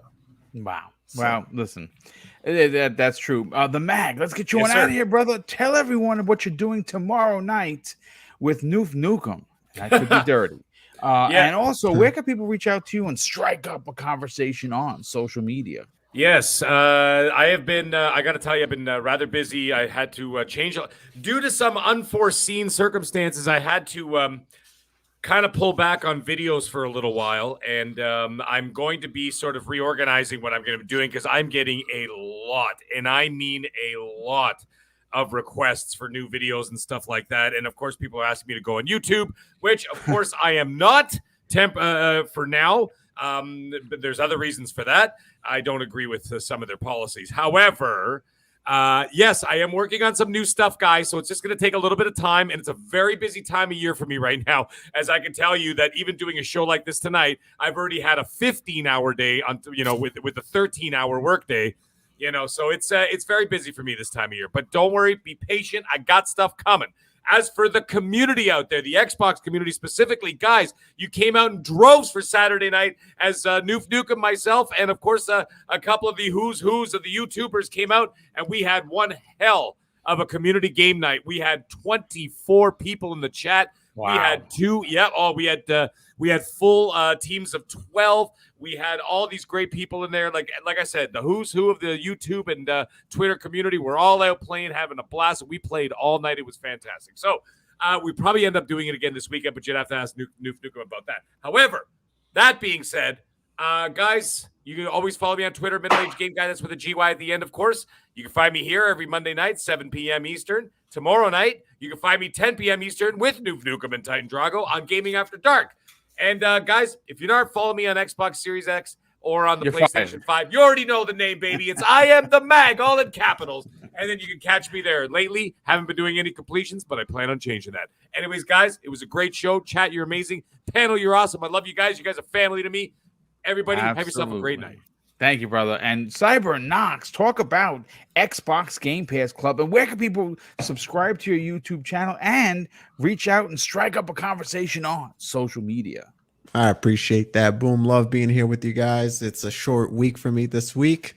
We got a couple of days off at the end of the week, so hopefully I'll get some gaming done. But first and foremost, Batman Arkham Knight is $3.99 on Xbox right now. If you haven't played that game, do yourself a favor. Go pick it up. Don't tell us. Tell Everborn. We already bought it. You got an FPS boost that thing. Tell Everborn. Boost that thing. GTA 5 is $14.99. All right? Go play it. Free 99. I'm not boycotting that game. Anyways, Cybernox everywhere, guys. Hit me up on Xbox, where we, that's where I'm mostly active, playing all my games. Let's join up. If you're interested in playing any of the Halo campaigns, hit me up. I'm doing on Xbox Game Pass Club. We just finished Halo Combat Evolved, so I'm starting up Halo 2. Okay, I hope some of the panel members can make it there. And hey, holla at me, man. Holla at me, man. We're not gonna do legendary. If we do legendary, we're not gonna make it. Let's do it. Come on, Halo 2, baby. Let's do it. Halo 2 is brutal on legendary because if one of us dies, there's no checkpoint. Like it restarts. Okay, over. Forget it, Asante. That's all you, buddy. No, but we're not doing legendary. Back like that. Mag has been a part of it. Sante helped me right in the beginning. I would love, for Boom, Dutch, Everborn, Tempest, all you guys to come and play. If you're a member of the community, hit me up on Twitter, Xbox Game Pass Club as well, or subscribe to the YouTube channel. Check it out. I'm starting a Discord for it as well, so we can keep the conversation going. It's great, man. I love it. The conversations we have there, we talk about everything. And we go in depth. We learn a lot from each other within these games. So it's great, man. It's a great channel. The community is growing, which I love. And I can't wait to see you guys here next week, man. Nice. Well, listen, everyone, thank you so much for coming out. I want to thank a big shout out to everyone that dropped a super chat. That allows Mrs. BoomStick and I to fund the giveaways. And we have a big one coming up at the end of the year called Christmas with Mr. and Mrs. BoomStick. We have $500 worth of giveaways on tap, plus a bunch of actual physical prizes that we're going to be giving away. And it's just our way of saying thank you and giving back to the community that helped this channel grow. And we're close. We're almost close to 9,200. We're a stone throw away from 10K. And I want to join the ranks of the Iron Lords. Want to join the ranks of Xbox Era. And, of course, keep this grind going. And I'm going to close out the show with something that is important to me. Hopefully one day it'll be important to you. And that's something that my dad taught us when we were kids. And he said, son, treat others how you want to be treated. Also, it doesn't cost anything to be nice. You live by those rules. And I can guarantee you're going to have an awesome day. So take care, everyone. Have a great Thanksgiving. Obviously, Mrs. BoomStick and I hope that your table and cupboards are blessed and full, and that you have a great time celebrating with your family and friends. And we will see you next week on the newest episode of Primetime Gaming with Mr. BoomStick and Friends. Take care, everyone, and have a great holiday.